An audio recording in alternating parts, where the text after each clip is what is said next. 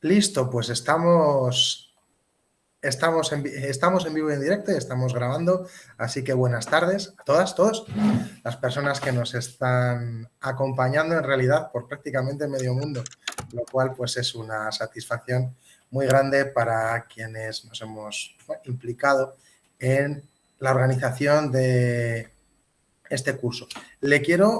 Yo soy Víctor Muñoz Gómez, soy el secretario del Instituto de Estudios Medievales y Renacentistas de la Universidad de La Laguna y le voy a pasar la palabra ahora mismo a mis compañeras, particularmente a Renata Beresa de la Universidad Federal Fluminense en Brasil, como una de las co-organizadoras de este curso sobre mujeres, trabajo, creación en la Edad Media, para que pues, les dé la bienvenida y les dé también pues, las instrucciones pertinentes, ¿de acuerdo? Un placer tenerles a todas ustedes, a todos acá, y espero que puedan disfrutar mucho y aprovechar y aprender todos juntos de los días que vamos a compartir en estos 3 lunes, ¿de acuerdo? Bom, boa tarde a todos e todas que estão nos vendo, bom dia também. Como o Vitor acabou de falar, a gente tem participantes de vários locais, de vários países diferentes, o que para nós é muito gratificante ter percebido que a temática do curso, que a gente com todo empenho organizou, é uma temática que, de fato, teve bastante busca, bastante procura. Então, isso nos deixa muito contentes, né, pela imensa procura que a gente teve com o curso. É um curso que a gente vem organizando a 3 mãos, né? Tanto eu, quanto o professor Vitor Munhoz, quanto a professora Cíntia Rocha, que da mesma forma que eu sou professora aqui do programa de pós-graduação na Universidade Federal Fluminense, a professora Cíntia Rocha é pós-doutoranda aqui do nosso programa também.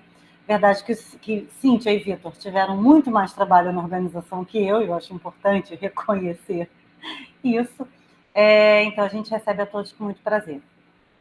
Como a gente já falou antes, a gente vai ter 2 falas.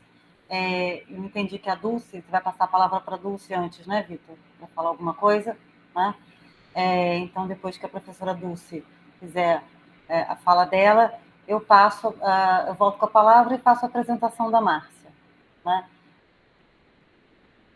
Víctor, está sem som. Siempre se me olvida esto, como lo apagué. De acuerdo.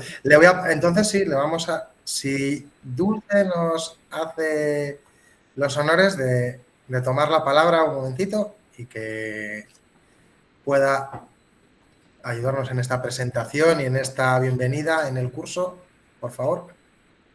Muchas gracias, Víctor. Buenas tardes para todos. Solo voy a decir esto en portugués porque el Duolingo no me da para más. Y nada, pues el honor es mío, de verdad, de estar aquí en este curso tan interesante, organizado desde hace tanto tiempo y con tanto detalle. Por lo tanto, lo que tengo que agradecerle tanto a Víctor, a Renata, a Cintia, a Marcia, pues todo el trabajo que se han tomado para organizarlo. A mí me emociona ver que estamos reunidos aquí desde puntos tan dispares y tan dispersos y lejanos, ¿no? del mundo, que nos hayamos reunido para hablar de estos temas, que estamos aquí porque nos interesan a todos mucho, no es parte de nuestra investigación, y veo también que el curso ha tenido una grandísima acogida, con lo cual también es muy de agradecer. Esto significa que lo que organizamos interesa a mucha gente, y por lo tanto, pues eso, pues es de agradecer a quienes se han tomado el trabajo de hacerlo. Yo no voy a quitar el tiempo a las ponencias para intentar respetarlo, agradecer de nuevo y desde luego darles la bienvenida a todos y a todas desde el YEMIR. Es un placer reunirnos aquí. Yo le tengo que dar las gracias especiales a Víctor como secretario del YEMIR por todo el esfuerzo que hace, porque no es solo esto lo que organiza, sino muchas cosas más. Y esto es bueno para el YEMIR y es bueno para todos. Pues sin más, espero que estos momentos que vamos a compartir a lo largo de este mes sean para todos muy enriquecedores y que, bueno, no nos vemos y no podemos después tomarnos un café o lo que sea, pero no sé, a mí, por ejemplo, ya la cara de Diego ya me resulta tan familiar que el día que lo vea en persona, pues creo que lo voy a saludar ya como a un amigo, igual que a todo el resto. Pues nada más, muchísimas gracias. Então, vou retomar aqui a apresentação, agradecendo a professora Dulce pelas palavras e sim, também emociona ver pessoas de lugares tão distantes podendo estar reunidos aqui falando de história medieval, né? Que é o que nos une, nos encanta de alguma forma. E aqui no Brasil, para nós, é muito importante essa parceria, porque somos poucos de história medieval no Brasil, né? Tinha uns amigos na Universidade de Sevilha que falavam para mim que eu era o panda da história universal no Brasil, que só devia ter eu pesquisando isso. Não é verdade, mas de forma não somos muito. Temos nosso grupo de pesquisa, o Translatio Studio, que eu e a Cíntia participamos, e outras pessoas que participam estão aqui na assistência, mas não somos também muitos, então sempre nós temos a oportunidade de expandir, de ter essa cooperação também é uma coisa que é muito importante para a gente, né? Então a gente está muito feliz com o curso. Então, sem mais delongas, porque viemos aqui para escutar Márcia e Diego, vou apresentar a professora Márcia. A professora Márcia ela é doutora em História Social aqui pela Universidade Federal Fluminense, faz um tempo, né, Márcia? E há muito tempo ela é docente titular do Departamento de História do Programa de Pós-Graduação em Letras, Cultura, Educação e Linguagens da Universidade do Sudoeste da Bahia, universidade onde a Márcia leciona há mais de 20 anos. Então, a Márcia é alguém que tem uma extensa experiência universitária. Nesse tempo, a Márcia orientou dezenas e dezenas de alunos. Márcia publicou diversos textos, maravilhosos textos, em especial sobre o período da Antiguidade Tardia ou Alta Idade Média, muitas questões referentes ao paganismo, cristianismo, relações de poder. E Márcia também está no laboratório, coordena um laboratório de estudos marxistas na Universidade Federal do Sudoeste da Bahia, onde ela desenvolve pesquisas além dessa linha, de sociedades e formações sociais pré-capitalistas, enfim, entre a Antiguidade Tardia e a Alta Idade Média, também sobre mulheres, feminismos e ideologia. E aí essa aproximação da Márcia, minha com a Márcia, se deu um pouco exatamente nesse métier, já pensando um pouco essa questão da história das mulheres. Hoje, a Márcia começa o nosso curso, inaugura o nosso curso, com a aula, intitulada Epistemologia Feminista Contemporânea e os estudos sobre as mulheres na Idade Média, categorias de análise, debates e controvérsias. Então, sem mais delongas, eu passo a palavra à professora Márcia, agradecendo muito ela ter se disposto a estar aqui conosco, ela ter, de pronto, aceitado o convite e se integrado aqui na equipe do curso. Márcia, a palavra é sua, muito obrigada, bem-vinda. Obrigada. Vocês me ouvem bem? Tá. Então, em primeiro lugar, quero agradecer o convite, falar que trata-se de um desafio para mim sob dois aspectos, Relatei por e-mail, nós estamos numa semana de luto em nossa universidade e quero aqui homenagear o Micael Costa e o Maurício Ferraz, dois estudantes da nossa universidade que faleceram semana passada de uma forma trágica e que, de uma forma talvez muito direta, tem uma relação com o debate que estamos por fazer sob a perspectiva de mulheres, trabalho e criação, Mesmo que seja na antiguidade, no medievo, dentro do campo marxista entendemos, que as análises são feitas de forma diacrônica e sincrônica, e que a gente pensa a partir de uma totalidade histórica. Então, feita essa homenagem, agradeço o convite especialmente à Renata, a paciência e o carinho da Cíntia aí na tradução emergencial dos slides e do Vitor também, o carinho pelo convite, e dizer que o segundo desafio é falar para medievalistas, No tempo da minha vida, eu pesquisei, como a Renata relatou, aquilo que se chama, e há debate em torno disso, de antiguidade tardia.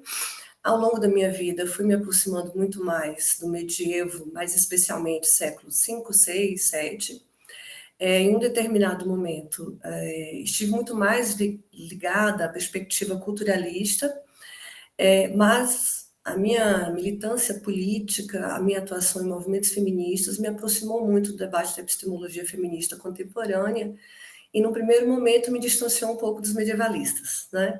E agora, acho que desde o ano passado, venho fazendo essa reaproximação. Então, para mim, aqui é um desafio, mas também um espaço de diálogo e de aprendizado.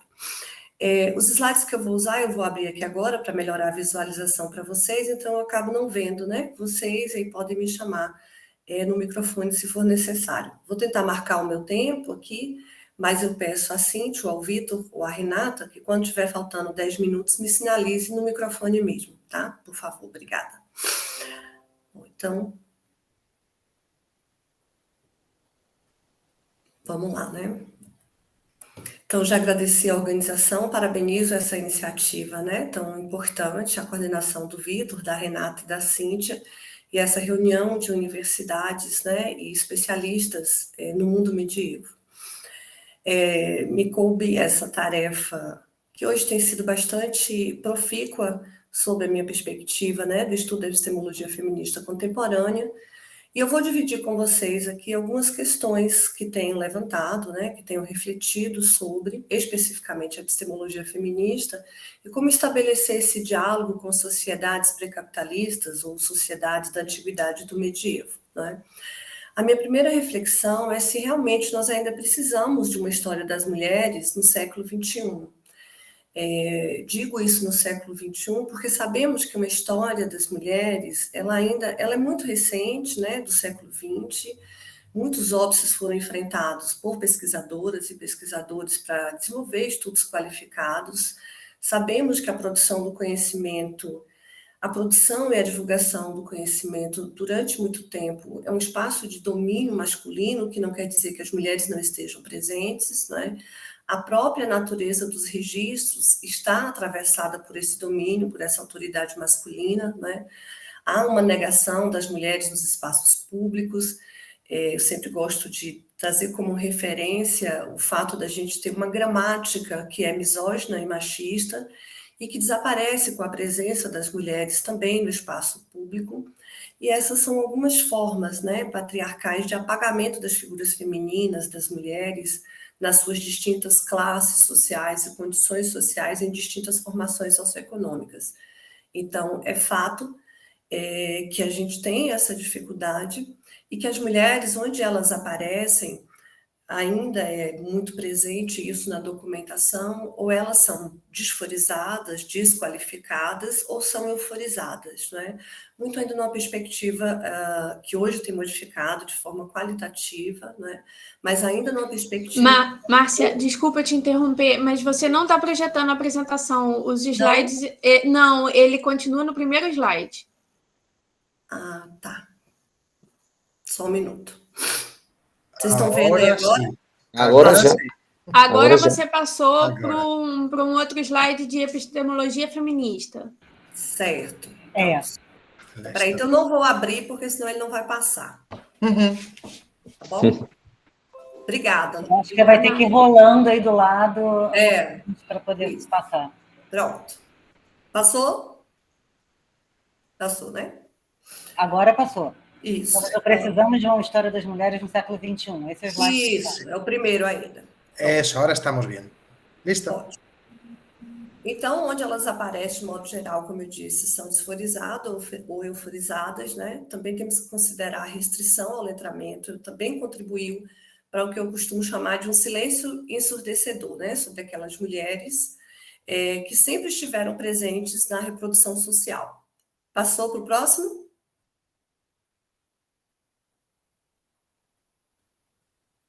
Passou. Bom, então, consideradas correntes historiográficas do século XX, eu me pergunto, então, se a gente ainda precisa de uma história das mulheres, né, como no século XXI, ou se nós precisamos de uma epistemologia feminista, que considere as mulheres na sua totalidade histórica. entendemos que a história das mulheres pode ser um front, né? Um marcador que nos ajude a fazer esse enfrentamento ainda com o silêncio sobre as mulheres enquanto sujeitos sociais, né? Em todas as temporalidades e territórios. E aí, por isso que nos perguntamos, então, se o que de fato nós precisamos não é uma epistemologia feminista, ou seja, é tratar com os métodos e as teorias adequadas a presença das mulheres, das figuras femininas em distintos territórios e temporalidades, né? De fato, as correntes historiográficas, né, pegando as do século XX e as pesquisas mais recentes sobre a temática, a gente conclui que a interlocução com a epistemologia feminista ela ainda é limitada. E também gostaríamos de destacar que, além dessa limitação, nós percebemos que há uma certa hierarquização, né, entre as teorias sociais de um modo geral e a epistemologia feminista como se ela fosse algo menor, ou por ser produzidas em tese por mulheres militantes, né, elas teriam uma categoria científica menos qualificada para ser utilizada no emprego, no desenvolvimento, na análise dentro das humanidades.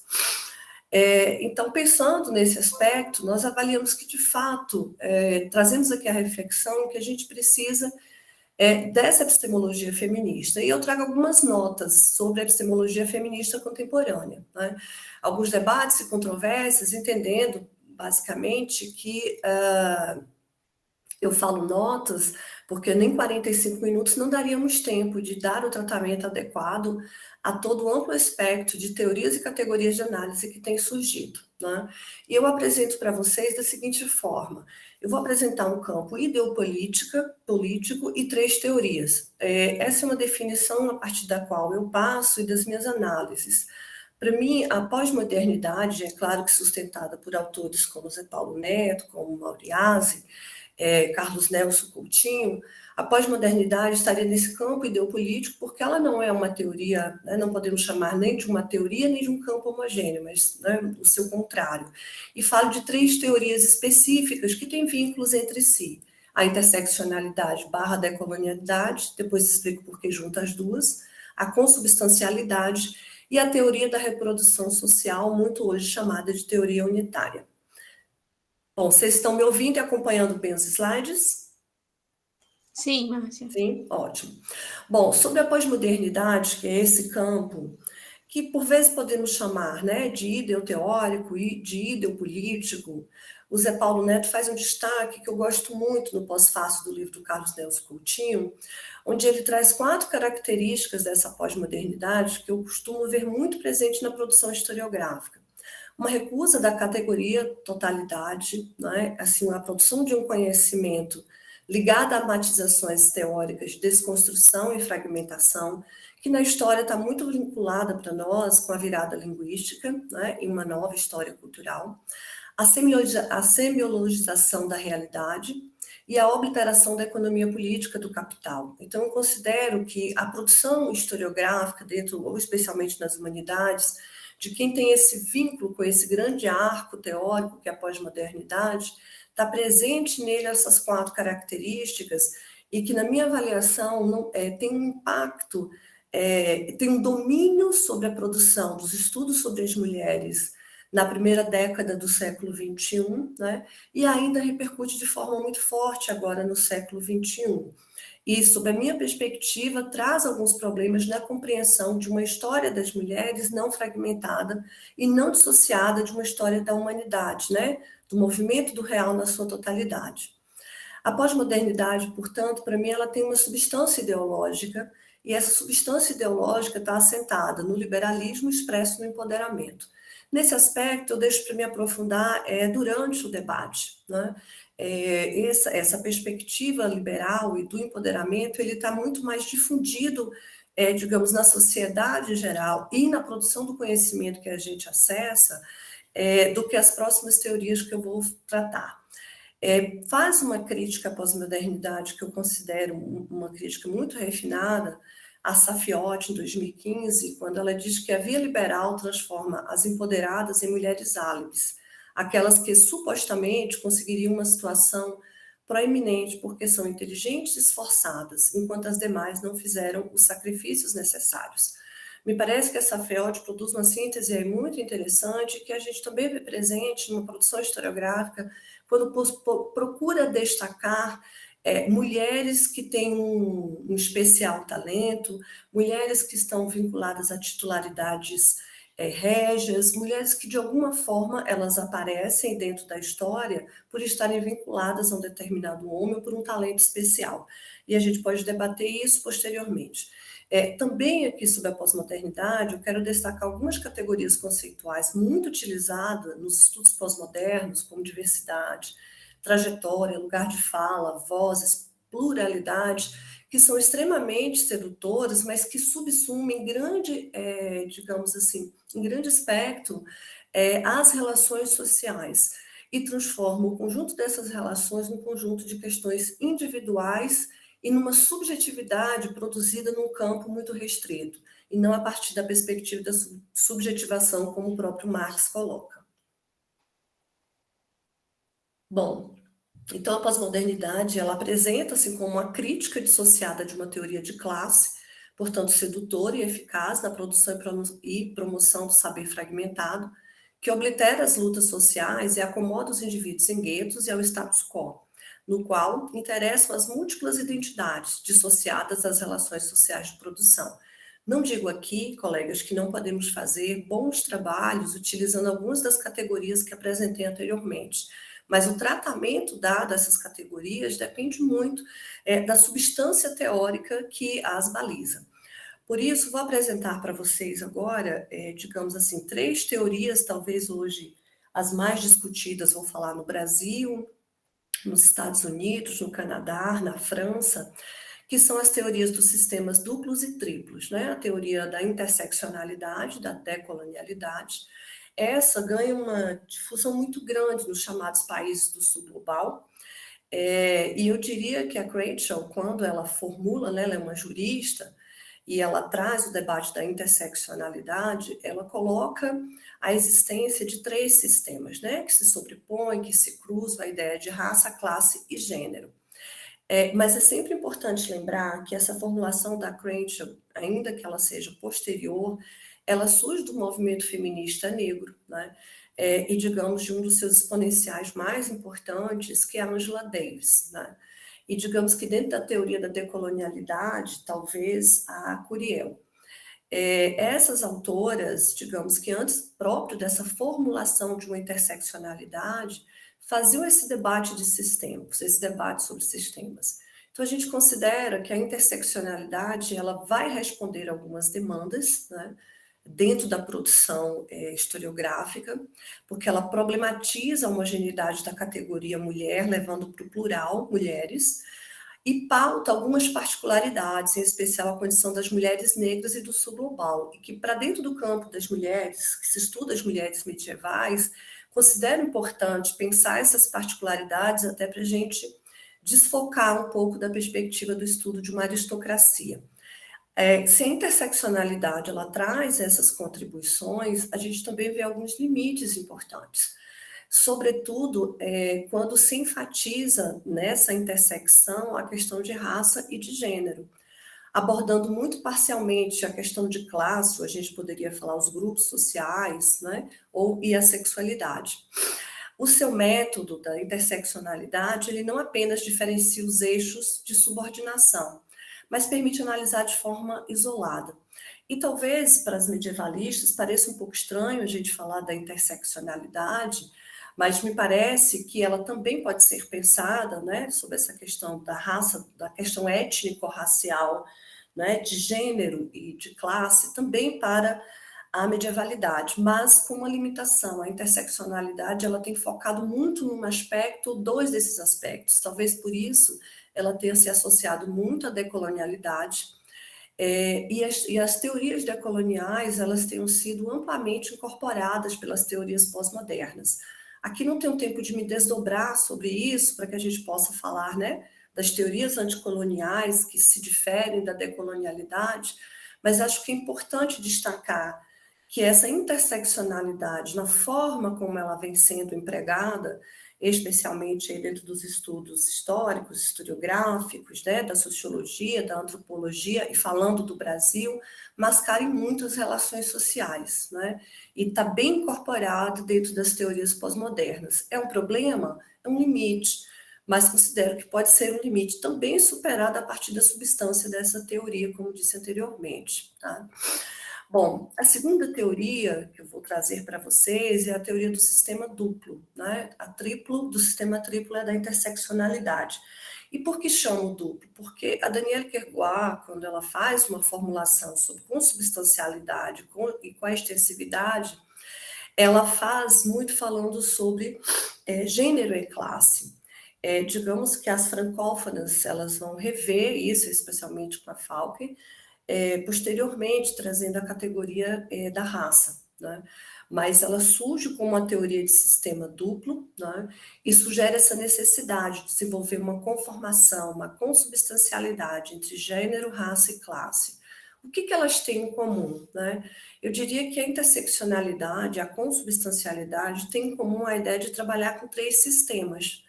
Eles são imbricados, e aí a teoria da consubstancialidade, ao invés de trabalhar com a soma de opressões, a teoria da consubstancialidade trabalha com o imbricamento dessas opressões, que a mim me pareceu durante um certo tempo uma melhor alternativa do que a interseccionalidade.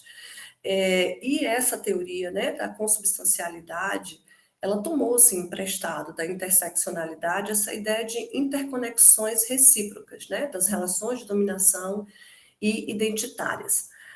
Passando para pensar um pouco esses limites, até o tema, né, até o título, consubstancialidade, foi bastante criticado, porque quando a gente volta aos estudos antigos, né, da antiguidade, especialmente estudando o cristianismo, a própria consubstancialidade tem a ver com uma concepção religiosa desenvolvida pelo bispo Ário lá no século IV. Mas, que independente disso, mas com uma relação com isso, a ideia é de que os 3 sistemas, ou 2, eles têm a mesma substância. Então, não teria uma determinação em última instância. E a crítica que é feita à consubstancialidade é que, na medida em que tudo determina tudo mais, a noção de determinação perde uma função explicativa e torna-se impossível evitar uma regressão infinita nas cadeias causais.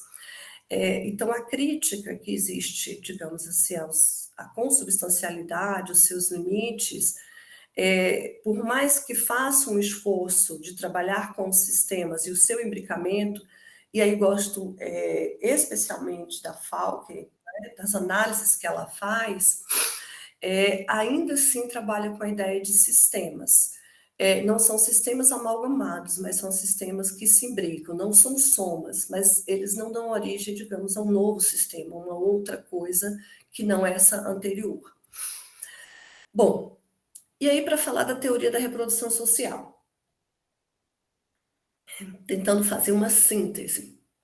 A teoria se vocês observarem um pouco nas datações, né, dessas autoras, tudo vai passar muito ali entre a década de 70 e 90 do século XX. Esses debates da interseccionalidade, da consubstancialidade, da teoria da reprodução social, sem ganhar a visibilidade que hoje elas têm. E aí eu diria que a segunda metade do século XX, especial após a década de 70, né, a virada linguística, a pós-modernidade, ela vai exercer uma ampla influência na produção sobre a história das mulheres, né? E sobre as questões relativas à história das mulheres na primeira década do século XXI. E aí já considero que no final dessa primeira década do século XXI, essas teorias da interseccionalidade, da consubstancialidade, da reprodução social começam a ser retomadas e já as vejo hoje sendo debatidas e impactando sobre essa produção, né? Diria que no Brasil mais a interseccionalidade, no Canadá e na França a consubstancialidade, e me parece que hoje a teoria da reprodução social ela ganha uma amplitude maior a partir da Bhattacharya, né, e da Arruza, entre outros que a gente pode citar à frente. E qual é a premissa da teoria da reprodução social? Aqui, sem fazer a defesa de nenhuma delas, a ideia é a gente trazer a reflexão e debater de que modo essas teorias podem nos ajudar a formular e a pensar sobre as mulheres em distintas temporalidades e territórios, no nosso caso específico, a medievalidade. A premissa marxiana, que eu tenho muito apreço, é que a sociedade ela não é uma abstração, mas uma unidade de contrários, dialética. Essa formulação do Marx, durante muito tempo, me inquietou, né? Quando ele trabalha a ideia da sociedade enquanto uma totalidade, né? Que tem uma existência subjetiva na consciência do indivíduo e uma totalidade como existência objetiva dos indivíduos associados. A sociedade ela não é uma mera soma de pessoas, de indivíduos. Ela, como ponto de partida, ela é uma abstração, como ponto de chegada, ela é uma unidade de contrários. De contrários, porque ela é composta por vários sujeitos, né? E esses sujeitos sociais, nas suas múltiplas relações de produção e reprodução social da vida, dentro das suas diferenças e interações dialéticas dessas diferenças, produzem uma unidade, que não é o mesmo ponto de partida do indivíduo, né? Nem o de chegada dessa sociedade. Então, essa premissa marxiana, para mim, é muito cara, e sob a perspectiva que eu analiso a teoria da reprodução social, ela tem uma contribuição fundamental na fundamentação, né? Na substância dessa teoria. Então, Marx, ele problematiza uma concepção de consciência geral, né? Para ele, não há uma materialidade geral e abstrata como a sociedade que determina a consciência, mas a produção e reprodução da vida pelo indivíduo real e suas condições materiais de existência, quer se trate daquelas que encontrou já elaborada quando do seu aparecimento, quer das que ele próprio criou.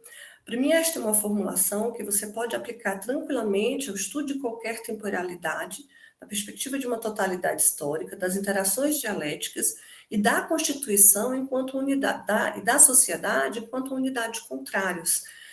Não vejo qualquer sociedade que seja uma sociedade assimétrica, e mesmo uma sociedade que tenha algum tipo de simetria, né, que ela não seja unidade de contrários, porque ela é composta por pessoas, por indivíduos variados, que são atravessados, né, pelos seus sentimentos, pelas suas relações, pelo seu estar no mundo, mas que são ao mesmo tempo subjetivados por todas essas determinações. E a consciência que se produz, que não é uma consciência geral, é uma consciência que se produz a partir dessa materialidade, que vai se expressar na literatura, né, na produção artística, na intelectualidade, nos edifícios construídos, nas concepções de cidade. Então, veja que a materialidade, dentro da tradição marxiana, nela está contida a ideologia, nela está contida as ideias, os valores, né, as relações sociais no seu todo. Por isso que entendo que elas dão substância, que essa perspectiva marxiana, ela dá substância à teoria da reprodução social. Que para Marx a consciência ela pode se tornar ideologia e se torna, né, quando ela é resultante de interesses antagônicos de classe.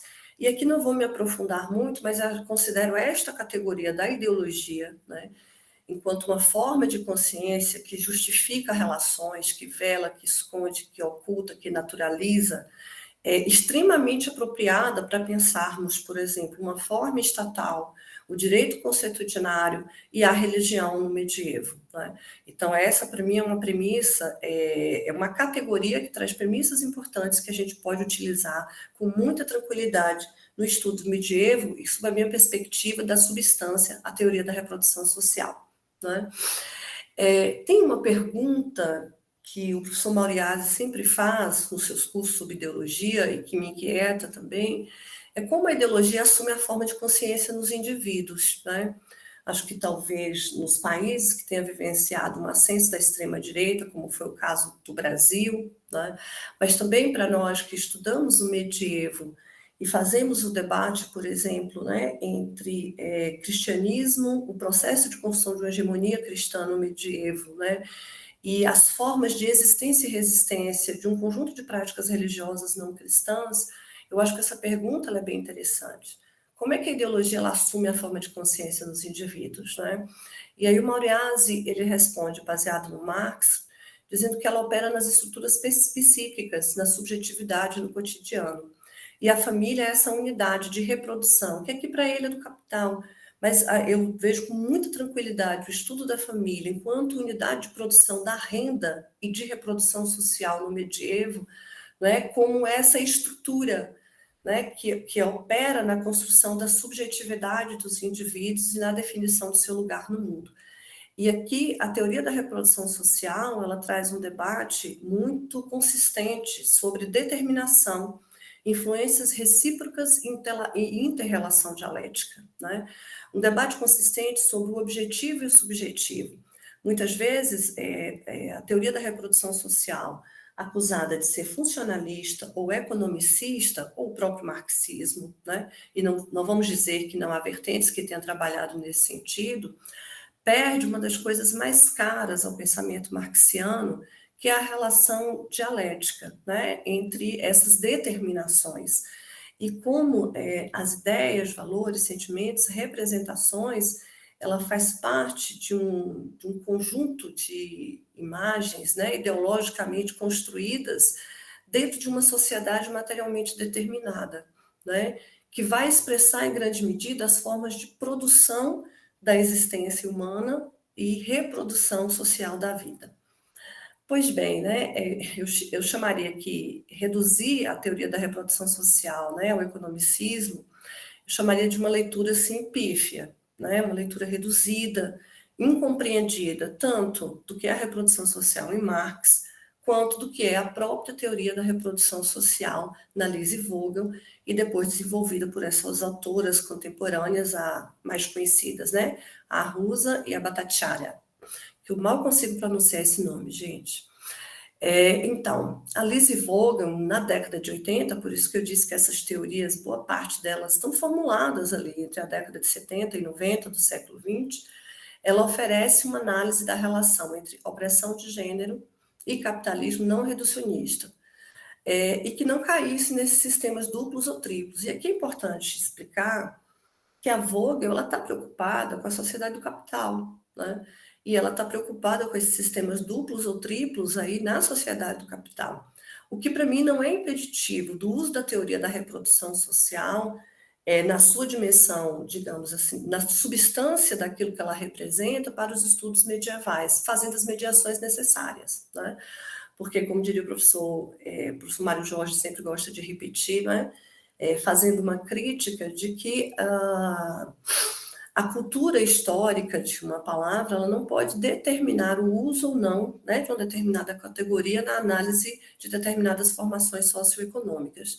Daí que trago a Lise Vogel, que está preocupada com esse estudo da sociedade do capital, mas que, na minha perspectiva, formula uma teoria unitária. E o que é o fundamento da teoria unitária, para além daquilo que já apresentei? É a ideia de uma totalidade. Né?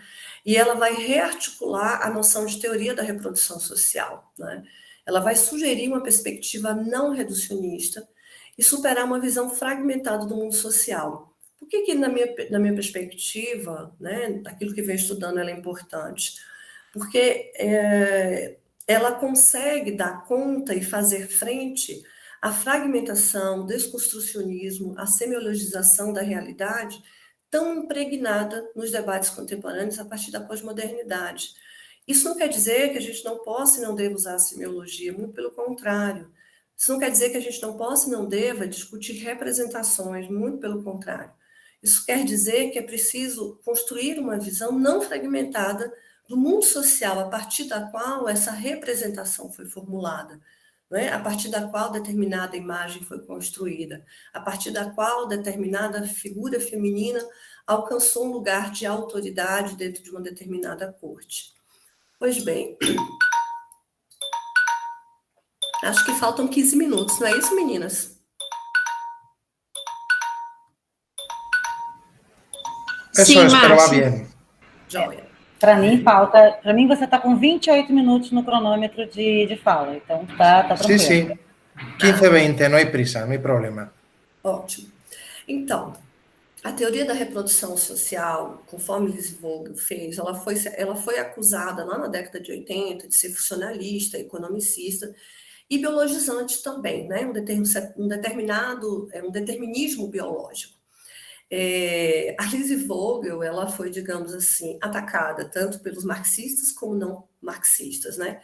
Até gosto de um comentário que a Rusa faz, quando ela fala assim, não é fácil ser feminista, menos fácil ainda é ser uma feminista marxista, porque as frentes as frentes são muitas, né? As frentes de combate são muitas. E aí, nesse processo de revisão, de olhar a teoria da reprodução social, conforme a Vogel construiu, né? Brenner e Lasley, elas produziram uma separação que eu considero muito interessante para nós, né? É a ideia de... Porque havia uma confusão entre o que é a reprodução social em Marx, o que é a produção social, e o que seria, então, essa teoria da reprodução social na Vogel. E aí, essas duas autoras, elas trazem um cuidado de separar essas duas categorias para, digamos assim, dirimir esse equívoco, né?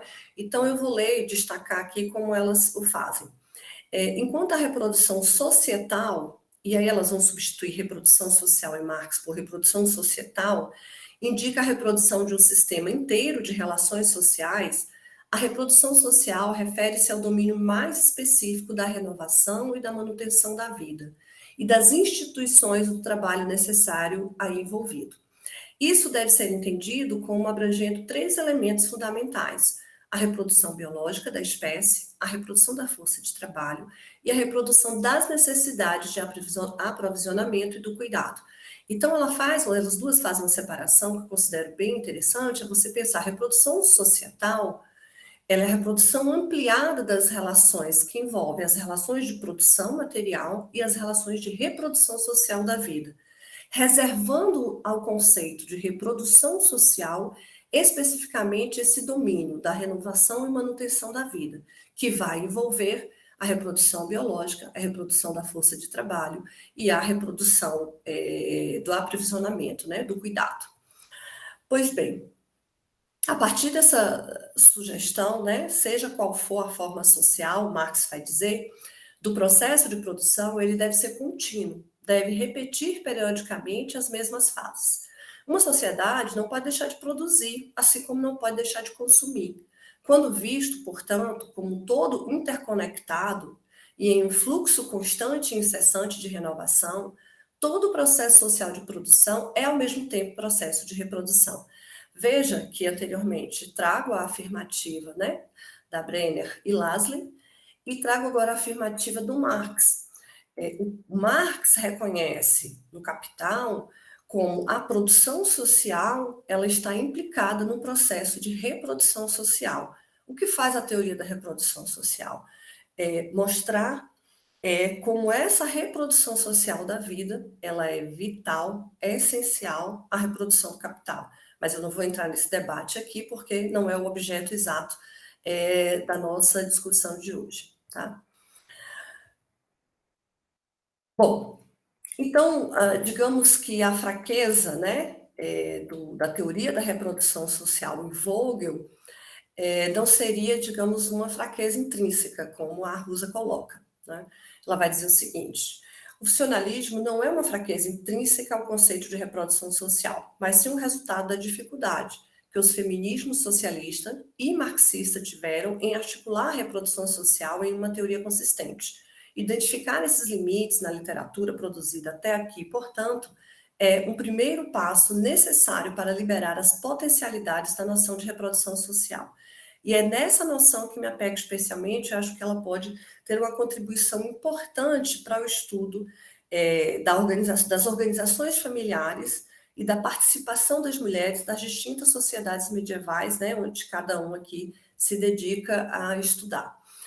Bom, falado então um pouco sobre esse campo ideopolítico, que é a pós-modernidade, e essas 3 teorias da interseccionalidade, da consubstancialidade, da reprodução social, vocês podem observar que elas dialogam entre si, com a diferença substanciosa, né, de que uma trabalha com sistema duplo, a outra triplo, e a teoria da reprodução social tem feito o esforço, no século XXI, contemporaneamente, de construir uma teoria unitária, onde esses elementos das relações em sociedades assimétricas, eles não sejam vistos como somatórios ou como sistemas consubstanciais e coextensivos, mas eles sejam vistos como sistema único, como parte integrada da forma de produzir a vida materialmente e reproduzir socialmente essa vida, tá?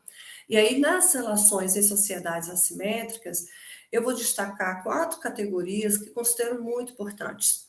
Uma que a gente utiliza, tem utilizado muito, opressão e dominação.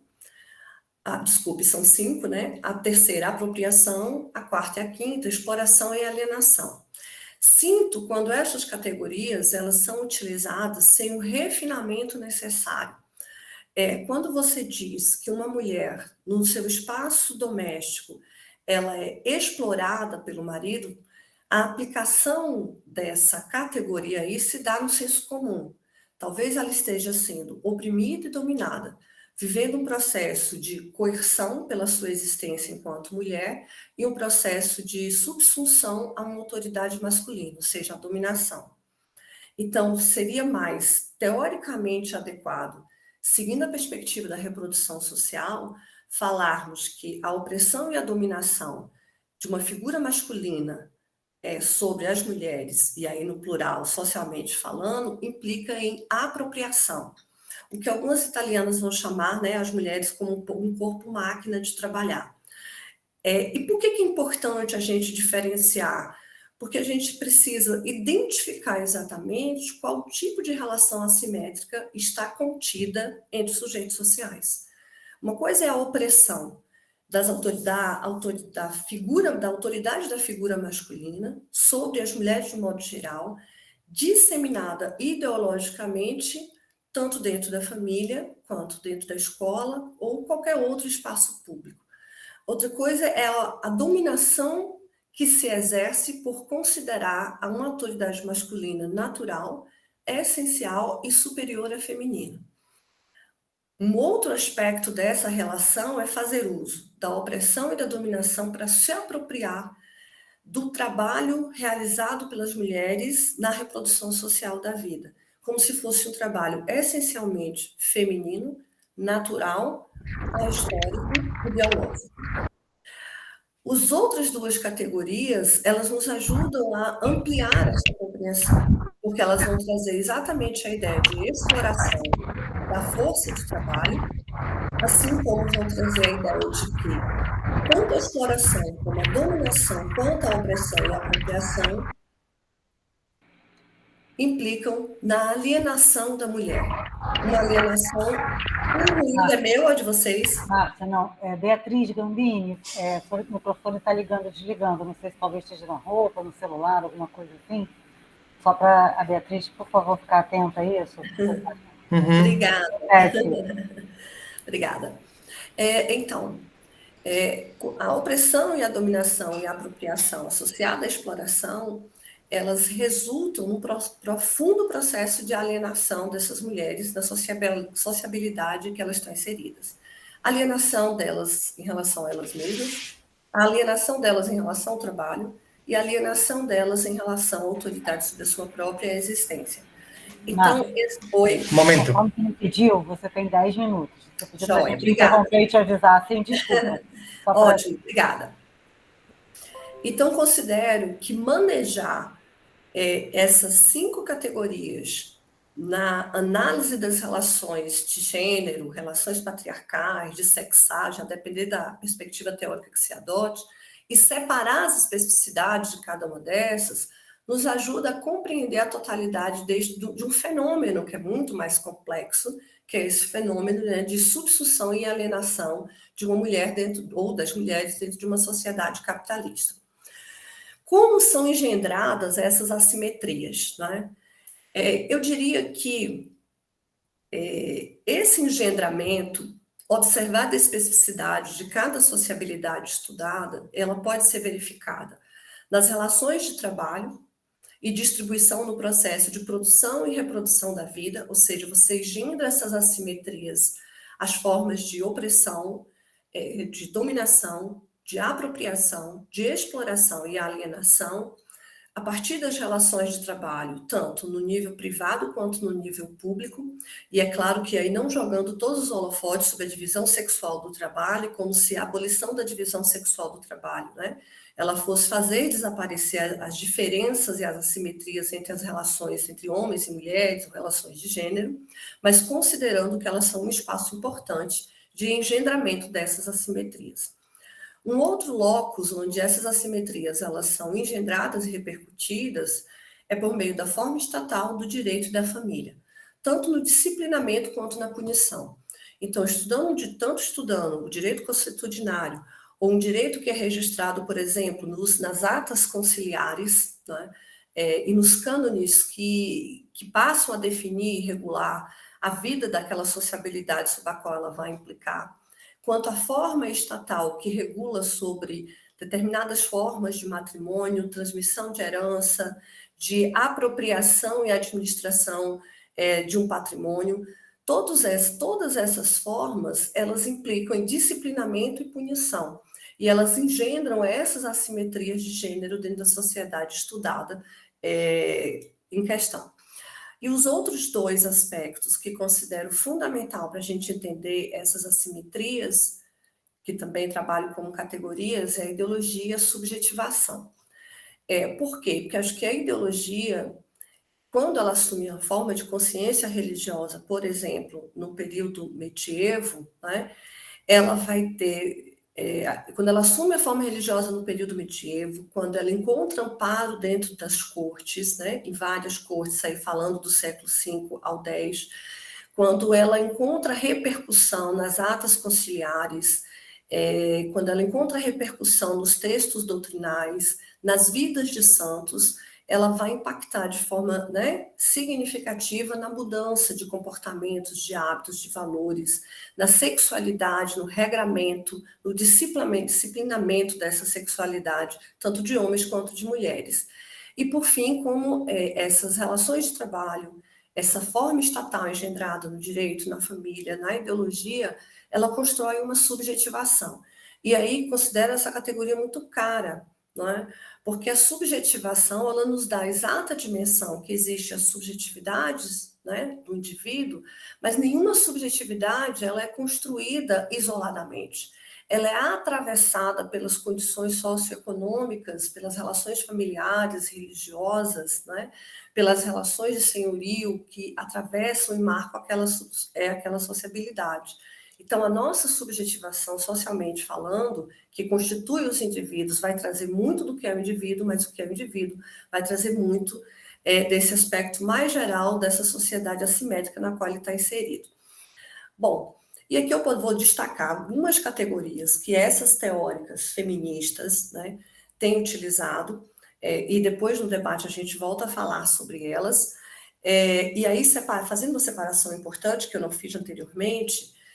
Não podemos identificar as teóricas, por exemplo, materialistas como imediatamente marxistas. Você tem a Paola Tabler, a Falk, a Frederici, várias autoras que vão se considerar materialistas, mas não marxistas.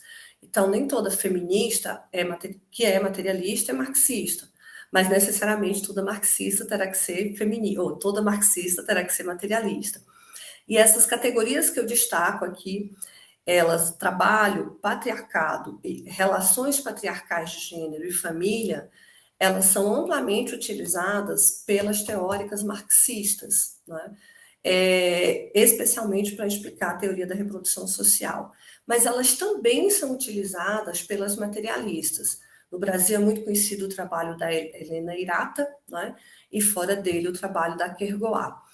E essas três últimas categorias, que é a amálgama conjugal, utilizado para pensar o matrimônio, o casamento, como um conjunto de obrigações, e relações de sexagem, para pensar a relação entre os sexos, né? Porque as teóricas, digamos, da consubstancialidade veem sexo quanto classe, homem e mulher enquanto classe, que é uma divergência também central para nós, e por isso elas vão, ao invés de falar em relações patriarcais de gênero, vão falar de relações de sexagem, e também muito utilizado pelas italianas a ideologia do amor, né?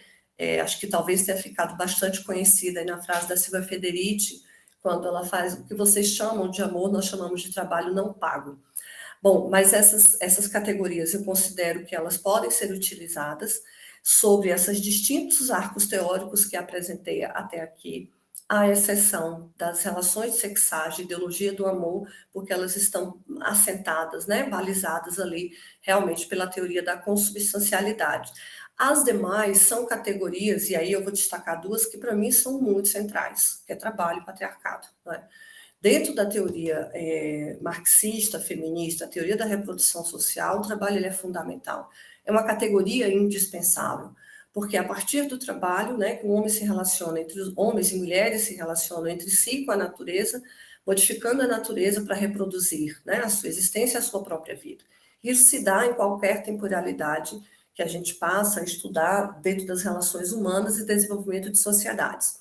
Então, essa perspectiva do trabalho marxiana, que está desenvolvida dentro da teoria da reprodução social, enquanto esse trabalho de conceber, de produzir e de cuidar, ele é fundamental nessas análises e perfeitamente aplicável, sob a minha perspectiva, a qualquer temporalidade, com as mediações necessárias, assim como o patriarcado. E por que o patriarcado, né? Eu acho que talvez a leitura hoje tem várias, né? Mas a Lerner, com a criação do patriarcado, ela lançou muitas luzes, né? Foi traduzida mais recentemente no Brasil, e durante muito tempo o patriarcado ele foi, digamos assim, defenestrado do debate.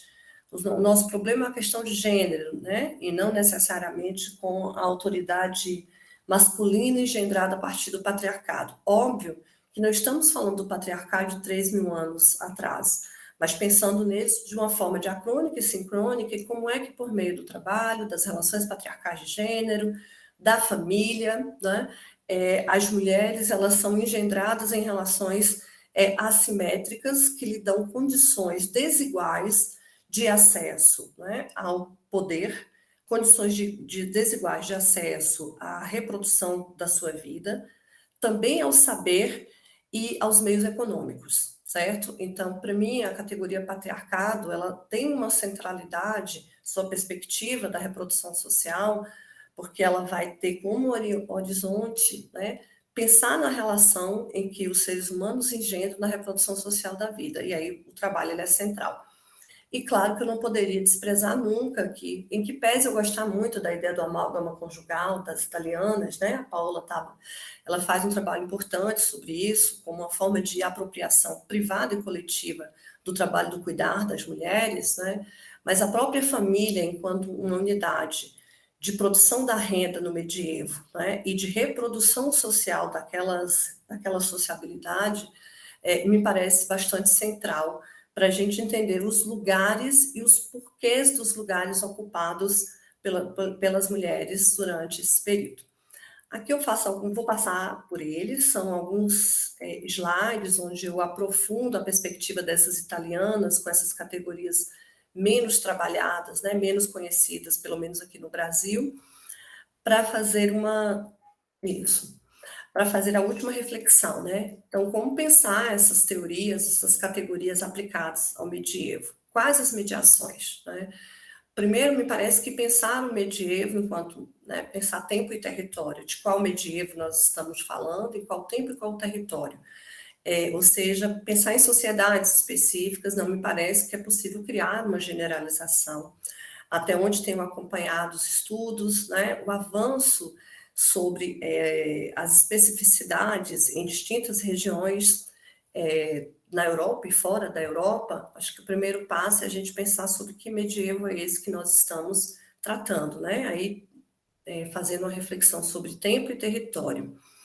Bom, a partir dessa reflexão sobre tempo e território, e pensando as mulheres dentro dessa temporalidade, desse território, que a partir de distintas perspectivas teóricas pode ser identificados, né, de formas diferentes, a gente pode dizer que ainda prevalece uma visão de que as mulheres têm sido sempre, em algum grau, oprimidas pelos homens, né?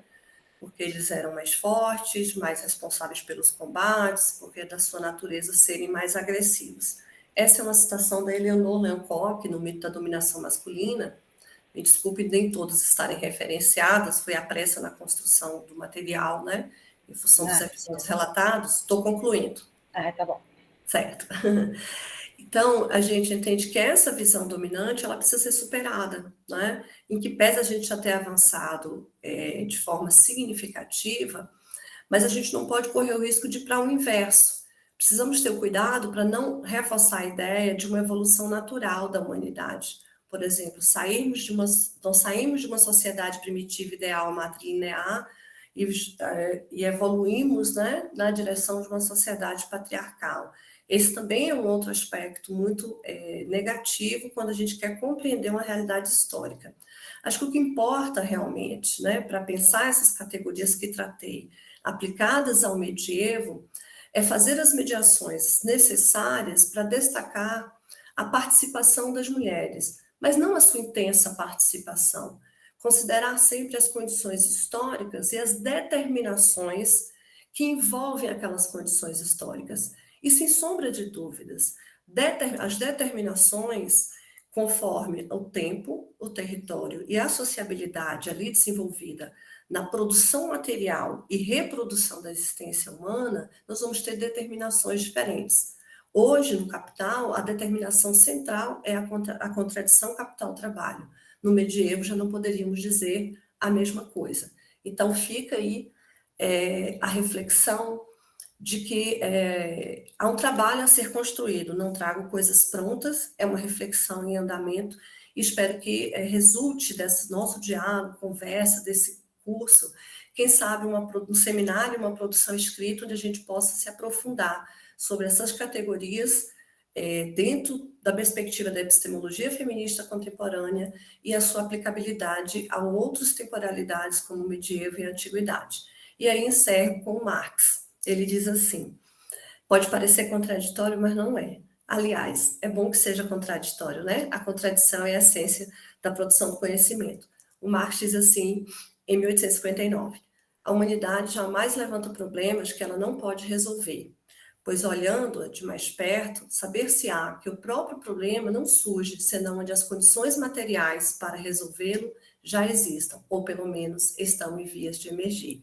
Ou seja, já começamos a debater, estamos em via de encontrar os caminhos e as soluções. Obrigada pela atenção e pelo espaço. Márcia, muito obrigada pela sua fala. De toda forma, não sei se a gente faz uma pausa, o que a Vitor e a Cíntia acham, uma pausa de 5 minutos, ou se a gente segue. De toda forma, só para avisar a todos que a gente vai fazer as duas falas, você vai deixar o debate para depois, né?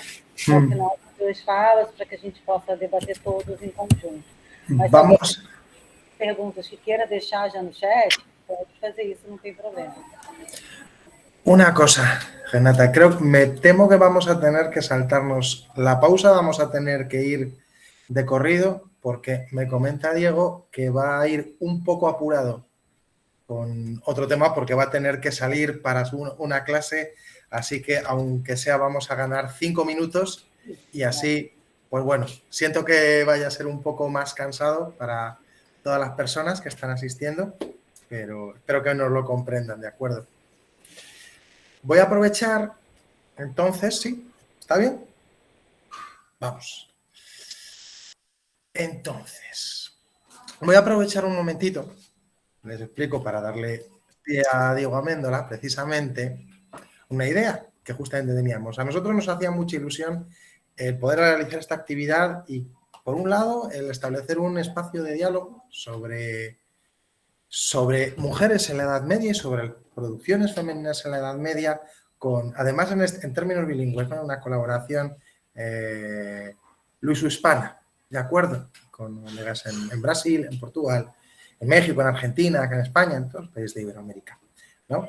Y por otro lado, también nos hacía mucha ilusión poder integrar dentro de este marco de estudios, ¿no?, medievales, algo que es muy, muy propio de nuestro instituto acá en La Laguna, que es la perspectiva interdisciplinar.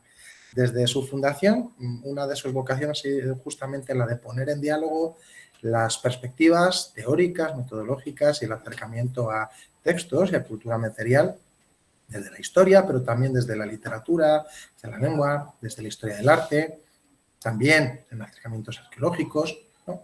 Y justamente pues lo que vamos a ir teniendo acá, yo creo que enmarca muy bien ese tipo de vocación y que va a dar lugar a un resultado muy rico.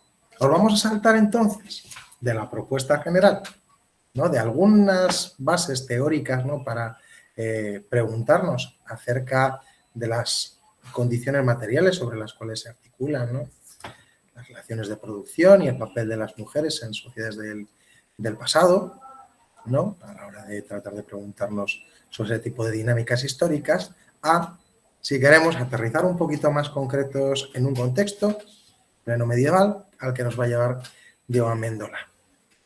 Para no hacerles el cuento más largo, les comento que él es doctor por la Universidad Nacional Autónoma de México, ahora mismo es investigador integrado dentro del Sistema Nacional de Investigadores de México, ha realizado estancias en diferentes países en América, en Europa, y ahora mismo es docente en la UNAM, en la Universidad Iberoamericana, también en la Ciudad de México, y sus líneas de investigación, para que sitúen, también hemos tenido la oportunidad de colaborar en diferentes facetas, tienen que ver con dos líneas fundamentales. Por un lado, los estudios sobre historiografía en torno a las relaciones de Edad Media, medievo, medievalismo, feudalismo, feudalidad, historia intelectual, particularmente en Francia en los siglos XIX y XX.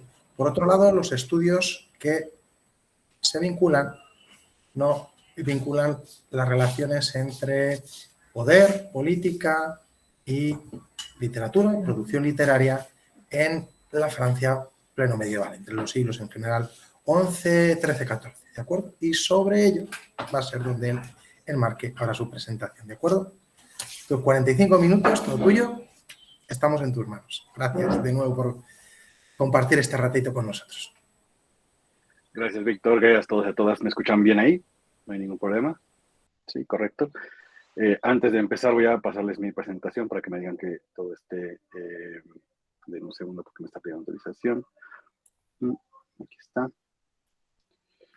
Dame un segundo nada más.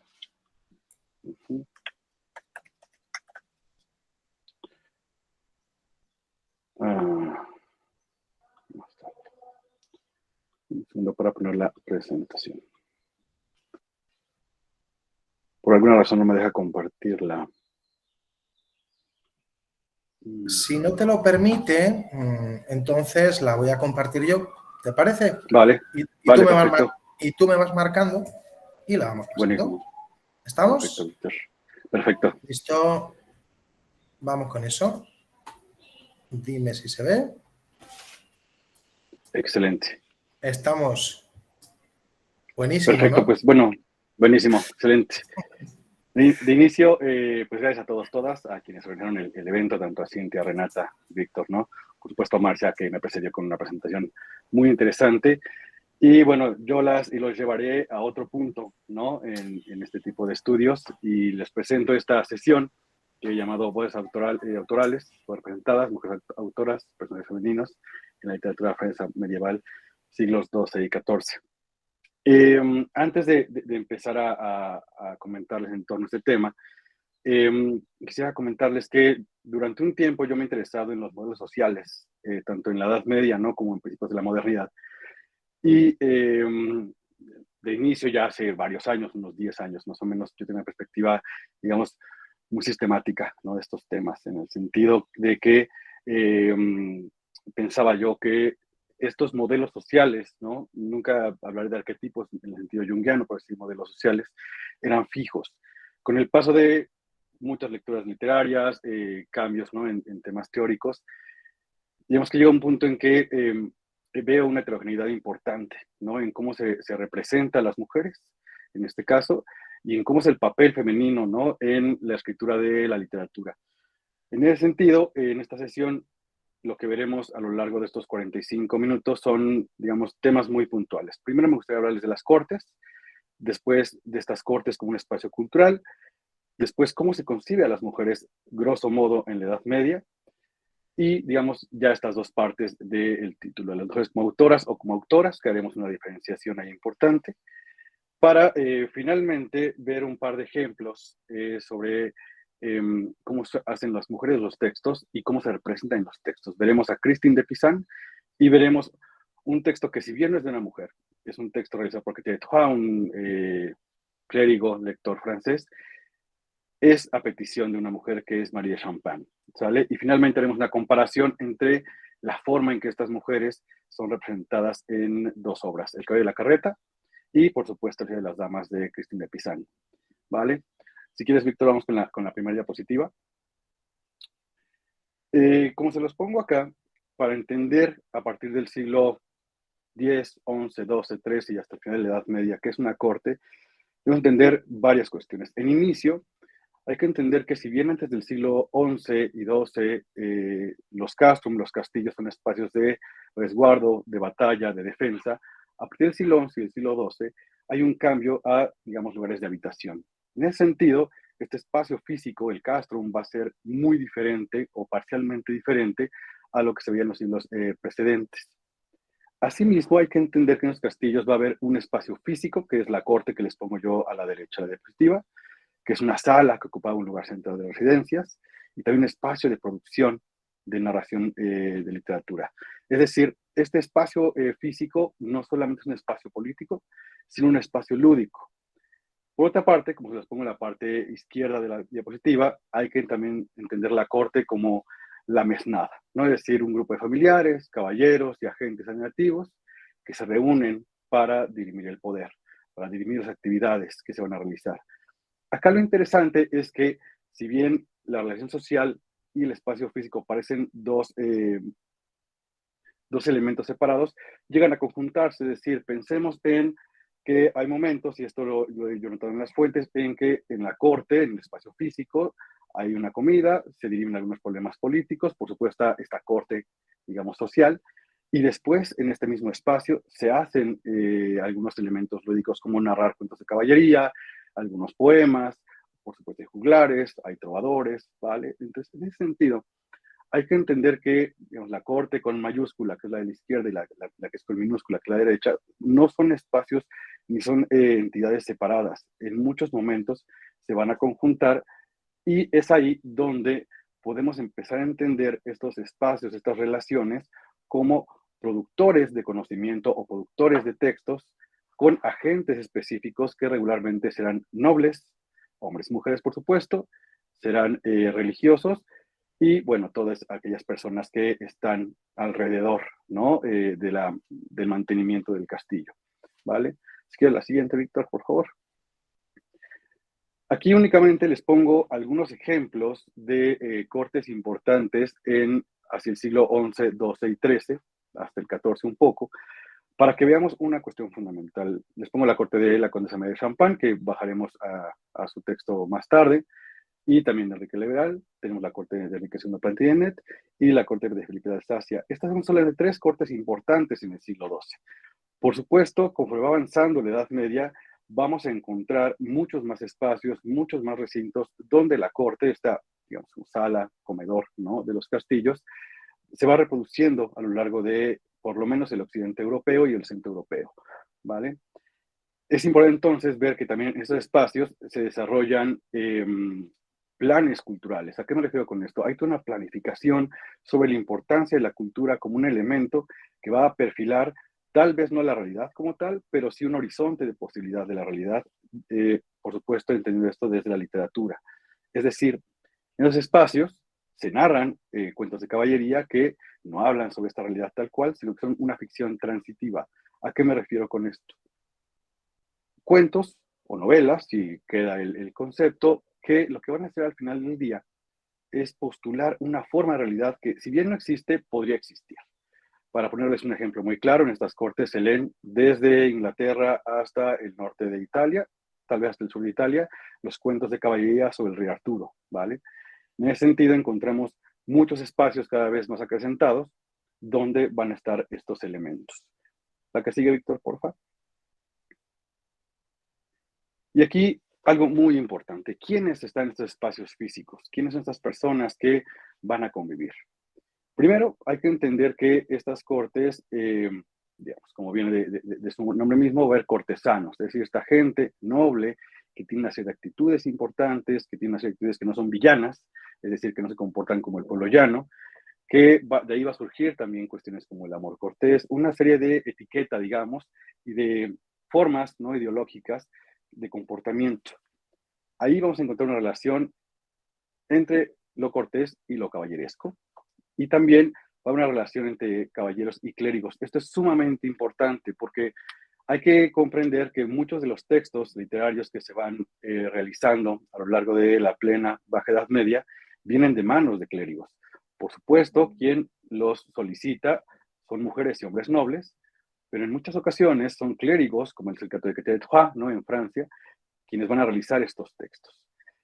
Y va a haber espacios también, digamos, meramente femeninos, tanto en la corte como en los castillos. Es decir, las mujeres forman parte de esta corte física y esta corte social, pero va a haber la Cámara de las Damas, donde regularmente son puras mujeres que leen literatura. Y va a ser ahí donde las mujeres van a encontrar un espacio, ¿no?, de reproducción de sus formas de pensamiento, de su perspectiva de mundo, digamos, ¿sale? Y estas relaciones de producción van a tener, obviamente, un conjunto con una cultura cristiana.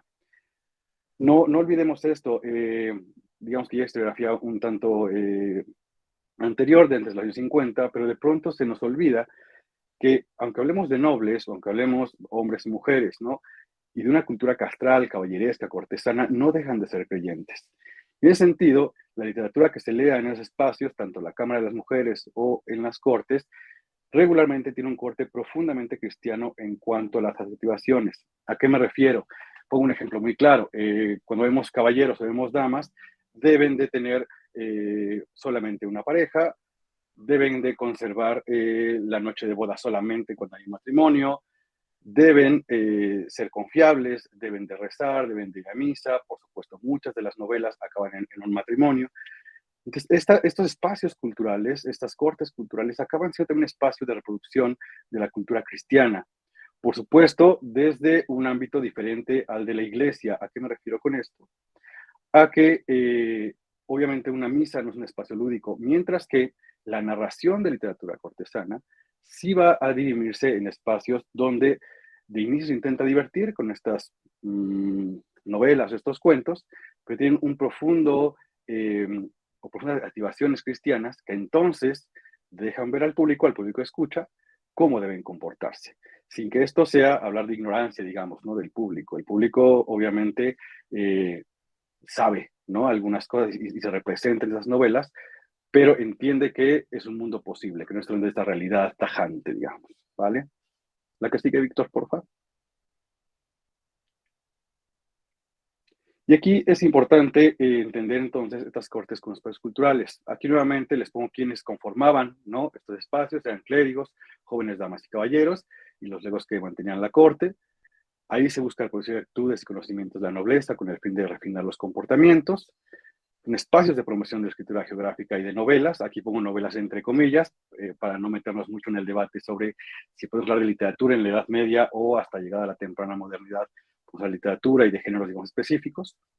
Novelas en tanto, al menos en francés, entendido como roman, y son especies de entretenimiento donde estén jueves trovadores. Yo recuerdo mucho cuando estaba recién iniciando mis estudios sobre estos temas, ¿no?, que por ahí algún profesor me preguntaba, ¿a poco en la Edad Media se divertían? Por supuesto, uno de los medios más fáciles para reproducir ciertos conocimientos y ciertas formas sociales es el ámbito lúdico. Pensemos en cuando todos, todas éramos pequeños, ¿no? Y gran parte del conocimiento moral, el conocimiento social, lo adquirimos a través del juego. Es ahí donde este ámbito lúdico comienza a tener una importancia y donde las cortes entonces van a ser un medio diferente, ¿no?, para reproducir ciertas formas culturales, ciertas formas de comportamiento. Y al final del día, para establecer más o menos claramente cuál es el papel de hombres y mujeres, ¿no?, en la sociedad. La que sigue, Víctor, porfa. Antes de ir a esto, lo que dice Megan McLaughlin, hay que señalar, digamos, la primera línea que les pongo acá, ¿no? Dice McLaughlin que el género no es del todo claro en la Edad Media, es una cuestión ambigua. Y esta enunciación de McLaughlin es muy interesante porque ella, digamos, en el texto que nos pongo acá, está refiriendo de inicio a los nobles, a aquellos que son creyentes, pero que no son parte de la estructura eclesiástica. Es decir, para un noble, ¿cómo debe comportarse una mujer o un hombre? No era del todo claro, era un poco ambiguo. No había un comportamiento tajante. Sin embargo, si vamos a lo que dice después McLaughlin, en esta cita que les presento, sí hay, digamos, un punto importante desde una separación importante desde los eclesiásticos. No dice McLaughlin, y aquí la cito directamente, las investigaciones del último medio siglo han demostrado claramente la diversidad de pensamiento religioso. Los clérigos no siempre estaban de acuerdo entre ellos y ciertamente el resto de la población no siempre compartían los puntos de vista de aquellos que tenían autoridad espiritual sobre ellos. Aún así llegamos a los clérigos, ¿no? Y vemos que hay muchas posturas sobre qué implicaciones actitudinales va a tener el ser mujer o el ser hombre. A esta, digamos, a esta capa, ¿no?, de lectura, había que incluir una más, que es la que les pongo en la siguiente diapositiva, por favor, Víctor, que es, digamos, los dos elementos generales, ¿no?, que podemos entender sobre cómo se concibe a las mujeres en la Edad Media. Primero, como féminas pecadoras, heréticas o judías, caracterizadas por su debilidad, imperfección, sensualidad, como decir el caso de Eva, es decir, la primera mujer pecadora que fue castigada, ¿no?, junto con Adán y fueron expulsados del paraíso. Y por otra parte, la mujer redimida y amorosa, que representaba las maneras en que la imperfección podía convertirse en sacralidad, belleza, ternura y constancia. Claro ejemplo de ello se encontraba en la Virgen María y sus advocaciones, así como en las santas. Lo que media, digamos, entre estas dos acepciones es la redención, si ponemos un poco de ojo fino aquí. Es decir, uno de los elementos torales de la religión cristiana es el pecado. Sin el pecado, la religión cristiana pierde todo sentido. Es por eso que la mujer pecadora puede volverse mujer redimida. Sin embargo, como en todo conocimiento, digamos, necesario, es fundamental poner el ejemplo bueno y el ejemplo malo para que sepamos diferenciar. Entonces tenemos por un lado a Eva como referente y por otro lado a la Virgen María, sus vocaciones y las santas. Cuando vamos a la literatura encontramos tal cual esto en todas las obras literarias de los siglos XII, XIII y XIV, por supuesto que no. Las formas en que se dirime y se explica a las mujeres, o se explican las mujeres ellas mismas, va a ser bastante heterogéneo, ¿vale? Sin que esto nos quite el punto de partida, que es tener a una mujer pecadora, por ejemplo, que después vuelve salva, a una mujer pecadora que acaba cayendo en más pecados y después es castigada, ¿no? O a una mujer que constantemente goza de probidad, tiene buen trato, ¿no?, con sus pares, sabe dirimir problemas, sabe, ¿no?, todo, digamos, todas las formas de ser una buena cristiana, desde ir a misa, contra el matrimonio, ¿no?, es decir, todas estas cuestiones necesarias. Aquí lo interesante es que en términos de conocimiento tenemos dos modelos fijos que al volver a la literatura encontramos una heterogeneidad, no decirles que enorme, pero sí importante, ¿vale? La que sigue, Víctor, por favor. Y esta realidad cristiana, este pensamiento cristiano que performa de cierta manera a las mujeres, también se va a incluir con este comportamiento cortesano que brota, por supuesto, de las cortes. Aquí retomo un texto, digamos, ya bastante conocido, ¿no?, hecho por Georges Duby y Michel Perrault, donde Duby menciona que el término dama proviene de domina, esta mujer que ocupa una posición dominante y en el tiempo de definir su situación, estar casada, y en el sentido, la dama o doncella forma parte de un grupo de nobles, separándola en primera instancia de las villanas. Esto va a ser fundamental cuando lleguemos a los textos, tanto a nivel social, es decir, a la feudalidad, como en actitudes, en lo que serían estas mujeres quienes se deberían regir por el código cortesano, cuyas características principales eran la sensibilidad, la belleza y el acercamiento a las letras. Estos tres adjetivos, estas tres formas finales también son muy importantes, porque al final, si vemos la sensibilidad, también se mencionaba desde el ámbito eclesiástico, la belleza también se menciona en el ámbito eclesiástico, y va a ser el acercamiento a las letras el que tenga, digamos, una diferenciación en algunos de los textos. Por lo menos en los que vamos a ver el día de hoy, si hay una diferencia importante en cómo se acercan estas mujeres a las letras. Para quien se pregunte por qué la belleza es importante, a lo largo de la Edad Media, la calidad del cuerpo tiene que ver siempre con la calidad del alma. Es decir, cuando el alma se corrompe, el cuerpo se corrompe. En ese sentido, y esto Humberto Eco lo ha explicado profundamente en su texto sobre la historia de la fealdad y la historia de la belleza, cuando alguien tiene un alma corrupta, el cuerpo es feo. Cuando alguien tiene un alma que es de una buena cristiana, que goza de probidad, ser una persona bella. Sin que esto tenga que llegar a que alguien se crea demasiado bello o demasiado bella, si no está pecando. Es decir, la mesura, y esto le decía San Agustín muchos siglos antes, es importante en las formas cristianas. Para decirlo en términos llanos y muy mexicanos, hay que ser guapo o guapa, pero no tanto, ¿sale? Para que entendamos esta cuestión. La que sigue, Víctor, por favor. Y aquí nos preguntamos, para empezar a bajar a nuestro objeto de estudio ya mucho más particular, ¿qué sucede en el caso de las mujeres y la literatura? Es decir, tenemos mujeres pecadoras o mujeres probias, tenemos mujeres como buenas esposas, tenemos mujeres como buenas consejeras. Pero ¿qué pasa cuando estas mujeres se acercan a los textos literarios, o en su caso son autoras, que ahora explico qué es esto, o son autoras de textos, ¿vale? La que sigue, Víctor, porfa. Para ello aquí les pongo la definición, retomo el texto de Marie-Dominique Chenu, para entender qué es autor, autora o autor, autora con esta C intermedia. Para hablar de autor, es aquella persona que realiza una obra, ¿sale? Es decir, es una persona que hace algo, que se inserta, no voy a hablar de propiedad intelectual, ni voy a hablar de una sensación muy moderna, ¿no? De firmar solamente un documento, sino que con sus manos realiza algo desde su propio foro interior y lo plasma, digamos, en una obra de arte, en literatura, ¿no? En una acción. Y donde su opinión, como se los pongo acá, es visible y auténtica. Por otra parte, un autor o autora es la que toma la dirección de un proyecto, dado que ella o él tiene autoridad, ¿vale? Tiene la dignidad para hacer la petición, es decir, tiene este sentido jurídico de la antigüedad de autoritas. Es alguien que tiene ese poder intelectual o ese poder fáctico para poder planificar una obra, ¿no? O para poder pedir una obra. Como se los pongo acá abajo, es la responsable o es la mecenas. Entendamos que el mecenazgo es un elemento fundamental, por lo menos hasta el siglo XIV. Tenemos esta discusión enorme sobre si a partir del XIV ya hablamos de un proceso de individuación y por lo tanto ya entendemos que el mecenazgo no es tan importante, sino la figura de quien realiza la obra. Desde mi punto de vista, mientras exista mecenazgo, existirá, digamos, esta relación de pensadores, pensadoras, escritores, escritoras, pero no de intelectuales. Esto aparecerá hasta el siglo XIX, después del caso Dreyfus, ¿no? Que es muy conocido, hasta hay una película al respecto, ¿no? Pero antes tenemos gente que manda a pedir textos. Y en las obras que veremos en unos momentos, vamos a ver un caso específico de una mujer, Mary Champagne, que manda a pedir un texto. Para ser sintético, autor es la persona que realiza la acción de escribir, la acción de pintar, la acción de realizar un cierto artefacto artístico.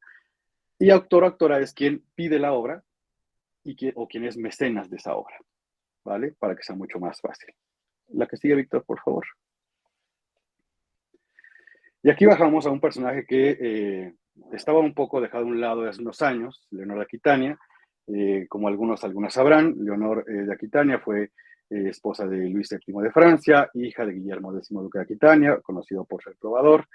Fue condesa, fue duquesa de Aquitania, y ella al casarse con Luis VII desconjunta gran parte del territorio francés. Lo interesante de Leonor es que, bueno, es una mujer que después, por cuestiones que no ahondaré mucho acá, por cuestión de tiempo, se separa de Luis VII, se anula el matrimonio y ya se casará con Enrique II Plantagenet. Leonor es una mujer con mucho poder en ese momento. Es decir, Leonor tenía una educación importante en poesía, canto, cortesía, pero además era una gran diplomática. Actualmente dirijo por ahí una investigación de licenciatura donde Leonor habla directamente con la nobleza y es notorio en las fuentes el nivel de lenguaje que tiene, el nivel de diplomacia que tiene, cómo sabe resolver conflictos, cómo ella sabe con quién está hablando y sobre qué temas debe hablar y cuándo debe guardar silencio, digamos, en pro, ¿no? del bien regio. En ese sentido, Leonor es muy importante y tiene un gran papel, además de ser una de las mujeres impulsoras de un proyecto cultural, por lo menos en Champagne, con su hija María, que lo veremos en un momento, y en Aquitania con la corte. No es raro encontrar, digamos, este impulso en las cortes hacia un proyecto cultural que legitime o fortifique el poder de algunos reyes o reinas o que establezca algunos cánones morales. Tenemos el caso también en Inglaterra de Enrique II Plantagenet, tenemos el caso de Alfonso X el Sabio en el siglo XIII, tenemos el caso de las cortes ya del siglo XIV, es decir, no es raro estos proyectos culturales. Por lo que yo le decía antes, la corte acaba siendo un espacio que bifurca lo político, conjunta lo político y lo cultural. Es ahí donde Leonor, si bien ella no es escritora de ningún texto, podemos verla como una mujer que proyectó el ámbito cultural en las cortes, que por supuesto mandó a llamar, ¿no? O tuvo los servicios de muchísimos juglares, trovadores, ¿no? Escritores, y digamos que podemos llamarla como la matriarca, ¿no? Del proceso cortesano en Francia en términos literarios. Vamos a la que sigue, Víctor, por favor. Una de las hijas de Leonor Aquitania es María Champagne, ¿vale? No me la confundan con María de Francia, es otro personaje diferente. Y María Champagne, yo sé que aquí la miniatura, ¿no? La capital que les pongo en el lado derecho no le hace mucha justicia, ¿no? Pero es una representación que se tiene de ella en un manuscrito de Catherine Trois, exactamente el que de la carreta. Y María Champagne fue una de las mujeres más importantes en esta zona de Francia, en Champagne, que está zona del Oriente Medio de Francia. Ya lo había dicho, es hija de Leonor Aquitania y Luis VII de Francia, contrajo nupcias con Baldino VI en 1666, promovió la escritura de textos literarios en la corte de Champagne y funcionó como mecenas de Catherine Trois, lector bestseller del siglo XII, y de André del Capellán. André del Capellán es muy conocido por su De Amore. En unos momentos les pondré alguna cita de André del Capellán. Digamos, había un interés importante de María Champagne por, de cierta manera, glosar, explicar, instruir en aquello que era el amor. Y no veamos el amor solamente como una condición emotiva o emocional. El amor en la Edad Media crea relaciones políticas. Es decir, estas conjunciones entre, no siempre parejas, ¿no? Que fueran legalmente construidas, sino que el caso de Ginebra, por ejemplo, que se enamora de Lancelot, ¿no?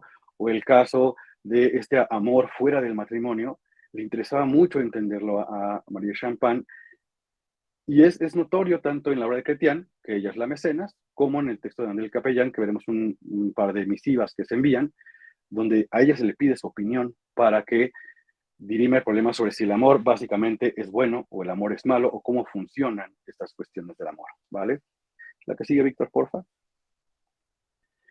Aquí les pongo exactamente cómo Catherine Trois, ¿no? Nos menciona a María Champagne. Estos es los primeros versos de la carreta. Y ahí Catherine menciona, ya que mi dama de Champagne desea que me encargue de escribir una novela, me comprometeré muy voluntarioso, como quien es enteramente suyo, para cuanto pueda hacer en este mundo, sin ningún tipo de adulación. Aquí nos llama la atención, desea que me encargue, es decir, ahí hace alusión al mecenazgo. Posteriormente dice, pero diré que esta obra, sus requerimientos hacen la obra, más que mi sabiduría o mi trabajo. Es decir, vemos, digamos, de manera indirecta la pluma de María Champagne en el texto de Chrétien. Lo que ustedes no tienen en medio, digamos, de estos dos partes de versos que les pongo, exactamente, ¿no? Cuando Chrétien habla sobre cómo no se debe adular, ¿no? Pero aquí lo interesante son la mano que tenemos de una autora, es decir, de una mujer que no solamente solicita la obra, sino que a decir de Catherine Trois está mucho más inserto el pensamiento de ella que el pensamiento de Chrétien. No seamos ingenuos, ingenuas. Es también Chrétien lo hace, no en un motivo de es quien le está pidiendo la obra y, por supuesto, no podemos saber si María Champagne leyó la obra o si es que se la leyeron, que es algo muy común en la Edad Media, que quien pedía la obra se la leyeran, para que ya digamos lo que entendemos ahí como un visto bueno, pero por lo menos vemos la mano de una mujer, ¿no? Desde, digamos, la parte intelectual, la parte de producción de una obra, y además se la pide a uno de los autores más importantes de la época. Catherine Trois escribió por lo menos 5 obras entre 1165 y 1190, además de por lo menos otras 5 obras anteriores a 1175 que no se conservan y que son de corte ovidiano, ¿vale? Es decir, que Catherine Trois era muy, muy conocido en la época y bueno, ha sido estudiadísimo desde el siglo XIX, ¿no? Por autores como Gaston Paris. Y es aquí donde entonces vemos que María Champagne, digamos, tiene un ojo, ¿no? Muy fino para elegir quién va a escribir las obras. La que sigue, Víctor, por favor. Y aquí exactamente lo que les mencionaba. En el De Amore, de André Capellán, André Capellán inserta una misiva, 2 misivas, ¿no? Una que él emite y otra que emite la Conde de Champagne, María, donde le pregunta, ¿no? Le pide su consejo, su opinión sobre los temas. La leo brevemente para que entendamos. Dice André el Capellán, os pedimos entonces vuestro dictamen sobre el tema. Mandaos todos los argumentos de ambas partes. Aquí, perdón que no lo señale, pero la cuestión de argumentos es fundamental. Se hace relación, digamos, a la sapiencia de María Champagne. Para que tras investigar minuciosamente la verdad, se pueda terminar nuestra disputa con una conclusión adecuada y hacerla cesar con una decisión justa. Me gustaría yo tener, digamos, la facilidad de palabra para que ustedes puedan ver lo que yo estoy mirando acá, decir, veamos el lugar que se le da a María Champagne como una regente justa, ¿no? Que tiene esta capacidad, ¿no?, de dirimir un conflicto sobre posturas en torno al amor. Pues sabiendo de manera clara y manifiesta que vos poseéis toda la plenitud del saber y confiando en que no queréis en modo alguno privar de ella, imploramos encarecidamente a vuestra excelencia vuestro dictamen y deseos de todo el efecto de nuestro corazón. Suplicamos respetuosamente con la presente misiva que prestéis una detenida atención al asunto que nos concierne y que sobre él recargue el dictamen justo de vuestra sabiduría, sin dilación alguna que demore vuestro veredicto. Es decir, Andrés Capellán era, digamos, un experto en el amor. Él es quien, aquí no quiero contarles el final del texto por si no lo han leído, ¿no?, pero tiene una postura bastante terrible sobre el amor al final de cuentas. Él lo que hace en el texto es observar cómo son las diferentes mujeres, los diferentes hombres, cómo se enamoran, cómo funciona Don Amor, ¿no?, que es este personaje, esta visión antropomórfica, ¿no?, de un sentimiento. Y entonces a ella se le pide esta cuestión. Ahí vemos cómo Marie Champagne, en otro texto que no es el de Chrétien, nuevamente funciona como una autora y que su pluma, de cierta manera, va a estar inserta en salvar este debate, en llegar a una conclusión justa, pensada, ¿no?, sesuda de lo que se está diciendo en torno a este tema. La que sigue, Víctor, por favor. Y aquí tenemos la contestación de Marie Champagne. La primera parte, obviamente, contesta el debate, ¿no? Y hacia el final dice, así que este dictamen mío, resultado de una gran moderación y corroborando por el consejo de otras muchísimas mujeres, sea considerado por vosotros firme e inapelable. Aquí llaman la atención por lo menos dos puntos. Uno, la moderación, es decir, la moderación es propia, ¿no?, de alguien que se suda, que alguien que ha reflexionado en torno a ello, y también, ¿no?, del ámbito cristiano. Y por otra parte, la alusión que hace a otras muchísimas mujeres. Es decir, Marie Champagne está cobijada, por lo menos en términos narrativos, así lo dice, por la opinión de un grupo importante de mujeres, asumimos por supuesto que son nobles, ¿no?, y que en su lugar social, ella tiene un voto firme e inapelable. Aquí vemos también el poder que puede tener Marie de Champagne, por lo menos en términos narrativos, ¿vale? Es decir, sabemos por el contexto histórico que sí, Marie Champagne tomó decisiones importantes, pero que también se van a reflejar, que se van a representar en esta segunda misiva. La que sigue, Víctor, porfa.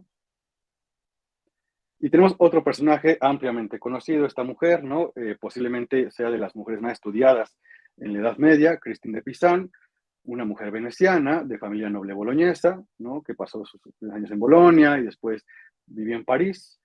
Su padre fue a ambas universidades, además de que estuvo en la corte de Carlos V de Francia y Luis de Hungría. Estas cortes son nuevamente un lugar importante, ¿no?, de desarrollo, digamos, aquí de Christine cuando era pequeña. Después ella no será parte, pero se acudirá a otras cortes. Hacia 1338, su padre acepta ser parte de la corte del rey francés, por lo que Christine comenzó su vida en París. Después de la muerte de su padre, la familia de Christine de Pisan perdió muchos privilegios.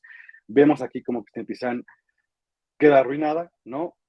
Y entonces su padre, ¿no?, ella obtiene, ¿no?, algunos ingresos a partir de colaborar con personas como el duque de Borgoña o Amadeo VI de Saboya. Es decir, la formación intelectual de Christine de Pisan acaba siendo una forma de salida para ella poder solventar, ¿no?, digamos, su vida, ¿no?, a través de las letras. La que sigue, Víctor, porfa. A los 15 años contrajo nupcias con Etienne Castel, un personaje medianamente conocido, quien muy pronto sería nombrado secretario de Carlos VI, a partir de la cual la pareja pudo mantener una vida acomodada. Muere su padre y Etienne Castel fallece pronto, muy poco después. Christine de Pisan queda no solamente como viuda, sino como huérfana. En el tema no ahondaré mucho, en tanto que no es el punto, pero si alguien lo quisiera, hay muchísima bibliografía sobre lo que implicaba la viudez o ser huérfana en la Edad Media, tanto hombres como para mujeres, el caso de ser huérfanos. La viudez es un espacio, digamos, muy estudiado de hace unos 15, 20 años. ¿Vale? Durante varios años, Christine de Pisan buscó el mecenazgo de Isabel de Baviera y Luis de Orleans con el fin de solventar los problemas económicos. Y bueno, en medio les pongo una miniatura que igual no le hace mucha justicia por el tamaño a Christine de Pisan. Aquí lo interesante es que la vemos exactamente con 4 hombres enfrente de ella, ¿no?, discutiendo un texto. Sabemos por la gente que ha estudiado esta obra, La ciudad de las damas, que básicamente son escolásticos y probablemente se esté representando a Jean de Meung o a Guillaume de Lorry, ¿no?, estos personajes que hicieron el Roman de Lagos y que criticaban muchísimo a las mujeres, ¿no? La imagen es importantísima. Christine de Pisan tocando, ¿no?, el libro con su dedo, ¿no?, sentada, los colores son fundamentales, ¿no? Es decir, el azul es propiedad de la nobleza. Entonces, aquí vemos una Christine de Pizan que, si bien no es una mujer que tenga todos los privilegios, ¿no?, que tenía la alta nobleza, sí llega, después de tener de arruinarse, digamos, económicamente por la muerte de su padre y de su esposo, sí a tener mucha importancia desde el mundo de las letras y a continuar en este mundo cortesano. Obviamente, Christine de Pizan va a mirar esta sociedad femenina y también la masculina desde esa perspectiva, ¿vale? El que sigue, Víctor, porfa. Y aquí hay que hacer un freno, digamos, de corte teórico, porque la obra que pide María Champagne, obviamente es como Mecenas y tendrá acercamiento a la obra probablemente, pero aquí no se habla de María Champagne en términos de que ella tenga conciencia, ¿no?, de su yo. Es decir, aún no existe esto que mencionaba hace un momento, ¿no?, de un individuo, ¿no?, hombre o mujer, en el siglo XII. No obstante, la obra de Christine de Pizan debe ser mirada de otra manera, porque a pesar, y el a pesar lo pongo entre comillas, de que sea una autora del siglo XIV, sí encontramos rasgos autobiográficos. Es decir, en un momento les pongo alguna cita, pero encontramos el yo Christine, por ejemplo, ¿no? Y constantemente hay una relación introspectiva con sus pensamientos, y constantemente hay una relación introspectiva con cómo ella tiene experiencias, tanto con otras mujeres como con otros hombres. Además, el texto cuenta con una firma, y aquí entonces hablamos también, ¿no? Perdón, aquí quiten la C, hablamos de una autora como tal, ¿vale? Manuel Alberca ha dicho que hay que tener mucho cuidado al hablar de autobiografía, tanto en la modernidad como en el ámbito contemporáneo, como en la Edad Media. ¿Por qué? Porque tenemos a pensar que la autobiografía es totalmente sincera, es totalmente la verdad, en tanto quien habla de sí misma, en este caso, es la autora. No obstante, hay un pacto ambiguo. Porque en estas autobiografías también se omiten cosas. Piensen ustedes, quien haya tenido en alguna ocasión un diario, ¿no?, que es lo más cercano a una autobiografía, omitimos algunas cosas o se pueden hiperbolizar algunas otras. Es decir, autobiografía, experiencia y verdad pueden ir de la mano, pero no de una manera estrecha siempre. Tendemos a representarnos, también pasa en el texto de Christine de Pizan, con diferentes maneras con cuestiones que se quieren ocultar o que se quieren hiperbolizar o que se quieren mostrar mucho más que otras. En ese sentido, las autobiografías, como lo que hace Christine de Pizan, una novela con autobiografía, tendrá autoficción. Es decir, establecer elementos posibles que no a fortiori son reales. Y en ese sentido hablaremos de una autobioficción, es decir, un texto que mantiene rasgos biográficos, sí, pero que además tiende, ¿no?, a omitir o a exacerbar algunas cosas, como lo haría cualquier autor o autora de una autobioficción o una autobiografía. Es decir, no es una cuestión que se debe dejar a un lado y que sea menor. Simplemente es algo que, dice Manuel Alberca, se debe tomar en cuenta. La biografía, la autobiografía, la autoficción tienden a tener asunciones o explicaciones que no siempre son apegadas a lo que, y aquí no quiero pecar de rankeano, realmente pasó, o a cómo se quiere establecer, ¿no?, lo que se dio en la vida personal, en la vida experiencial, digamos, ¿vale? La que sigue, Víctor, por favor.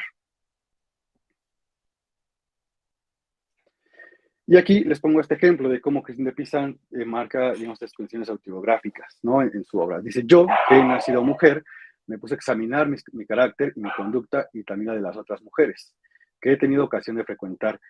Me gustaría que notáramos esta cuestión de aludir a un grupo más amplio de mujeres, ¿no?, que lo tiene tanto Marie Champagne como lo tiene Christine de Pizan, y este examen, introspección que realiza.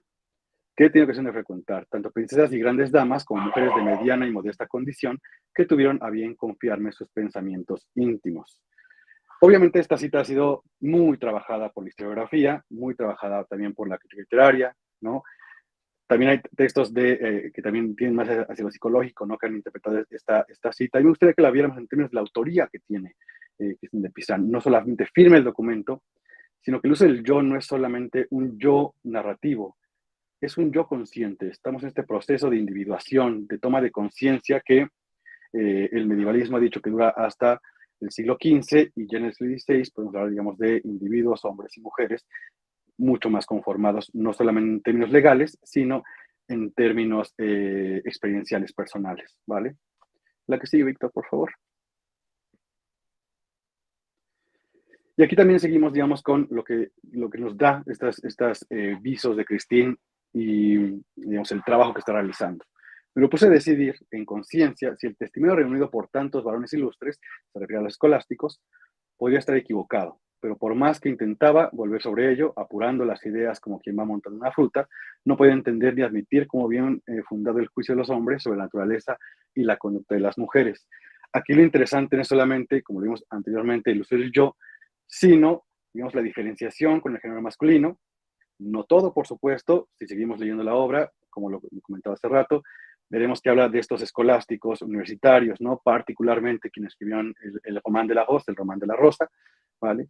Pero que constantemente van a atacar, ¿no? A las mujeres.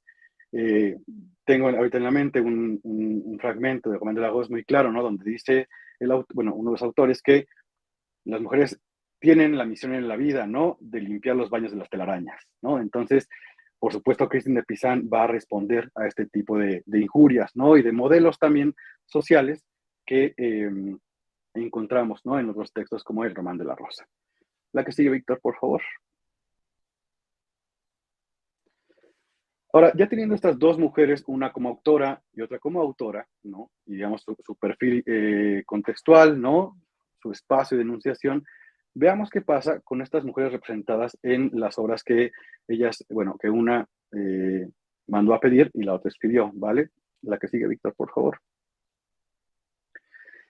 Vamos con el caballo y la carreta, y aquí les pongo algunos ejemplos y aquí me gustaría que pusieran mucha atención en los adjetivos, ¿vale? Dice que tiene trois, ¿no? Por petición de Marie Champagne. Había en la sala muchos nobles y la reina estaba presente, y con ella, me parece, muchas bellas damas corteses, hábiles para hablar la lengua francesa. Hacia el final de la presentación, digamos que haremos una comparación entre las maneras en que se habla de las mujeres en estas obras y cómo se representan.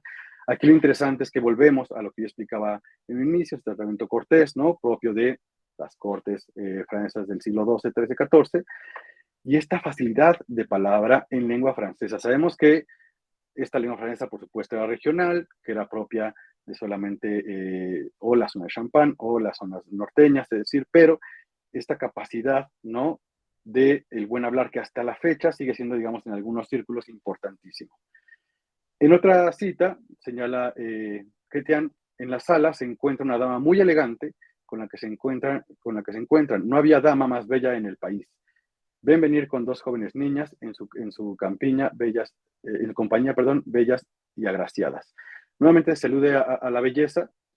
Ahora se asume también una cuestión de elegancia. Sabemos que la ropa es una cuestión identitaria, ¿no? En la Edad Media y hasta la actualidad. Y la cuestión de la gracia y la belleza nuevamente se hace patente en estas dos citas. La que sigue, Víctor, por favor. Y una cita más, ¿no? Donde se señala: cerca de la hora de vísperas se encontró viniendo hacia él una dama agraciada y bella y muy elegante en su atuendo. Tres elementos fundamentales que se van, digamos, concatenando, se van repitiendo a lo largo de la obra, y que, como se los pongo en la parte derecha de la presentación, se hace alusión a la cortesanía, a la belleza, a la vestimenta, a la educación, y a lo largo de toda la obra, aquí no les pongo una cita porque sería básicamente poner todo el texto de Catherine aquí, a que sean buenas cristianas. La gran parte de las mujeres representadas en la obra de Chrétien, a petición de Marie Champagne, son buenas cristianas, ya sea la reina, ya sean damas, sean doncellas. Constantemente se hace alusión a su buen comportamiento, a su mesura, a que acudieron a misa, a que no tienen relaciones sexuales antes del matrimonio. Es decir, se perfila a esta mujer, digamos, con un comportamiento siempre correcto, ¿vale? La que sigue, Víctor, por favor. Y en la ciudad de las damas tenemos, digamos, un elemento bien importante. Les leo la cita para que la tengamos clara. Finalmente llegué a la conclusión de que al crear Dios a la mujer había creado un ser abyecto. No dejaba de sorprenderme que tan gran obrero hubiera podido consentir en hacer una obra abominable, ya que si creemos a esos autores, es decir, los coleccionitarios, la mujer sería una vasija que contiene el peso de todos los vicios y males.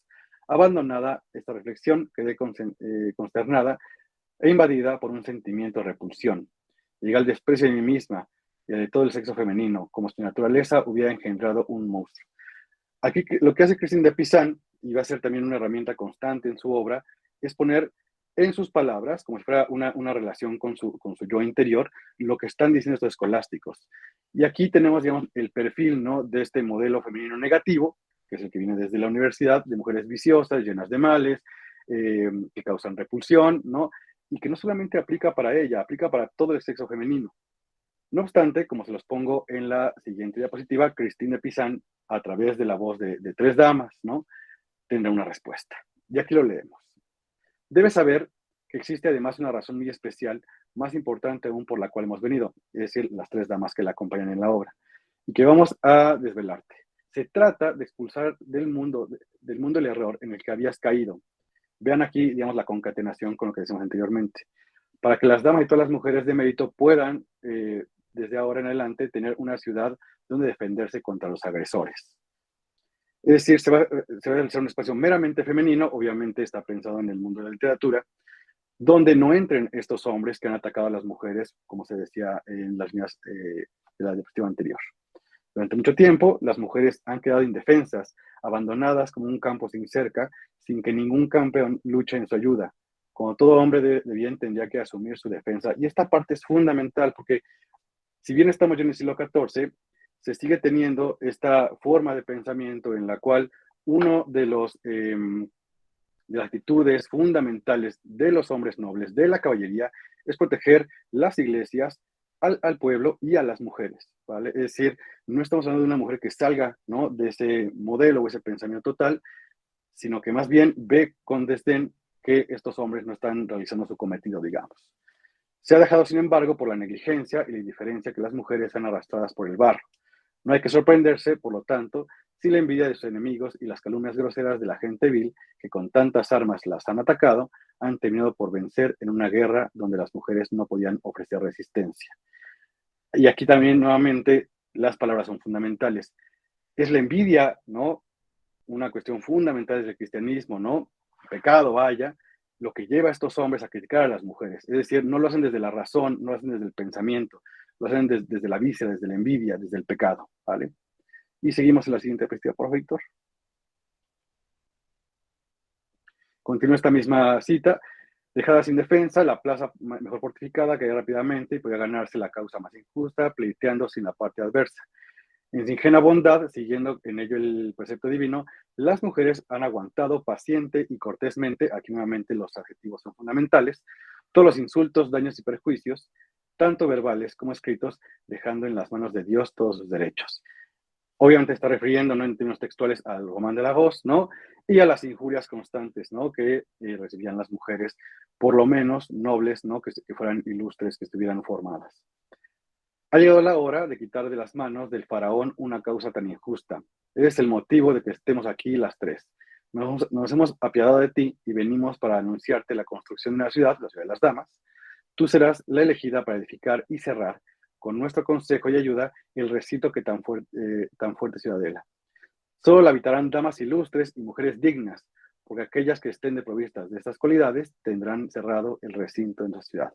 Esto es fundamental. Al hablar de mujeres ilustres y mujeres dignas, está poniendo, digamos, en otra parte del esquema a todas las mujeres que no gocen, ¿no?, de estas cualidades. Es decir, Christine de Pizan, en palabras de las tres damas, no está hablando del género femenino completo, únicamente de aquellas mujeres que contengan, que sepan y que actúen de una manera correcta, ¿vale?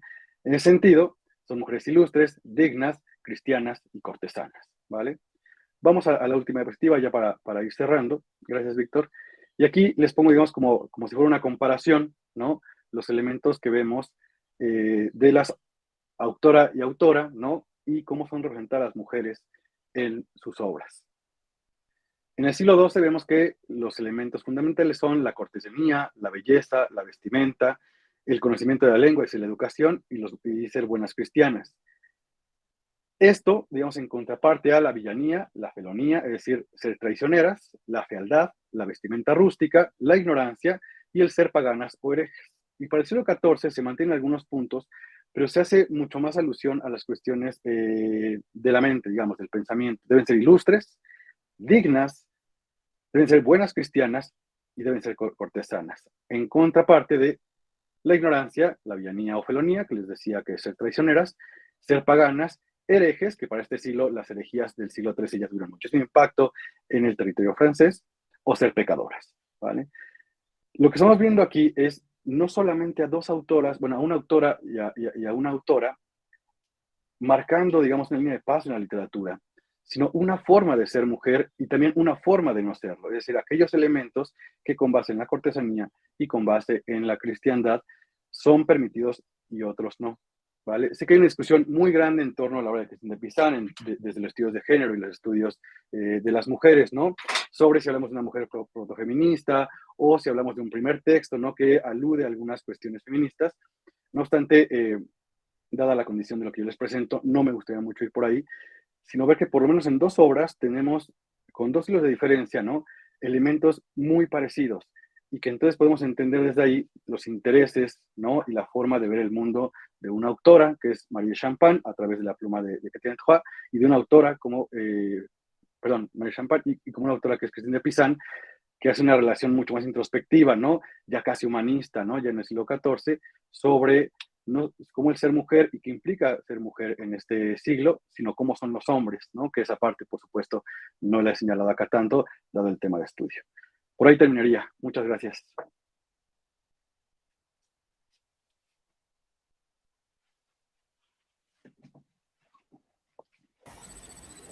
Muy bien, pues muchísimas gracias a ti, Diego, por la presentación que nos has realizado y por este acercamiento a esos diferentes niveles de la producción intelectual y también a la propia problematización, ¿no? De la consideración de esas perspectivas, ¿no? De la agencia femenina y de la consideración del género dentro de las culturas del occidente latino medieval, ¿de acuerdo?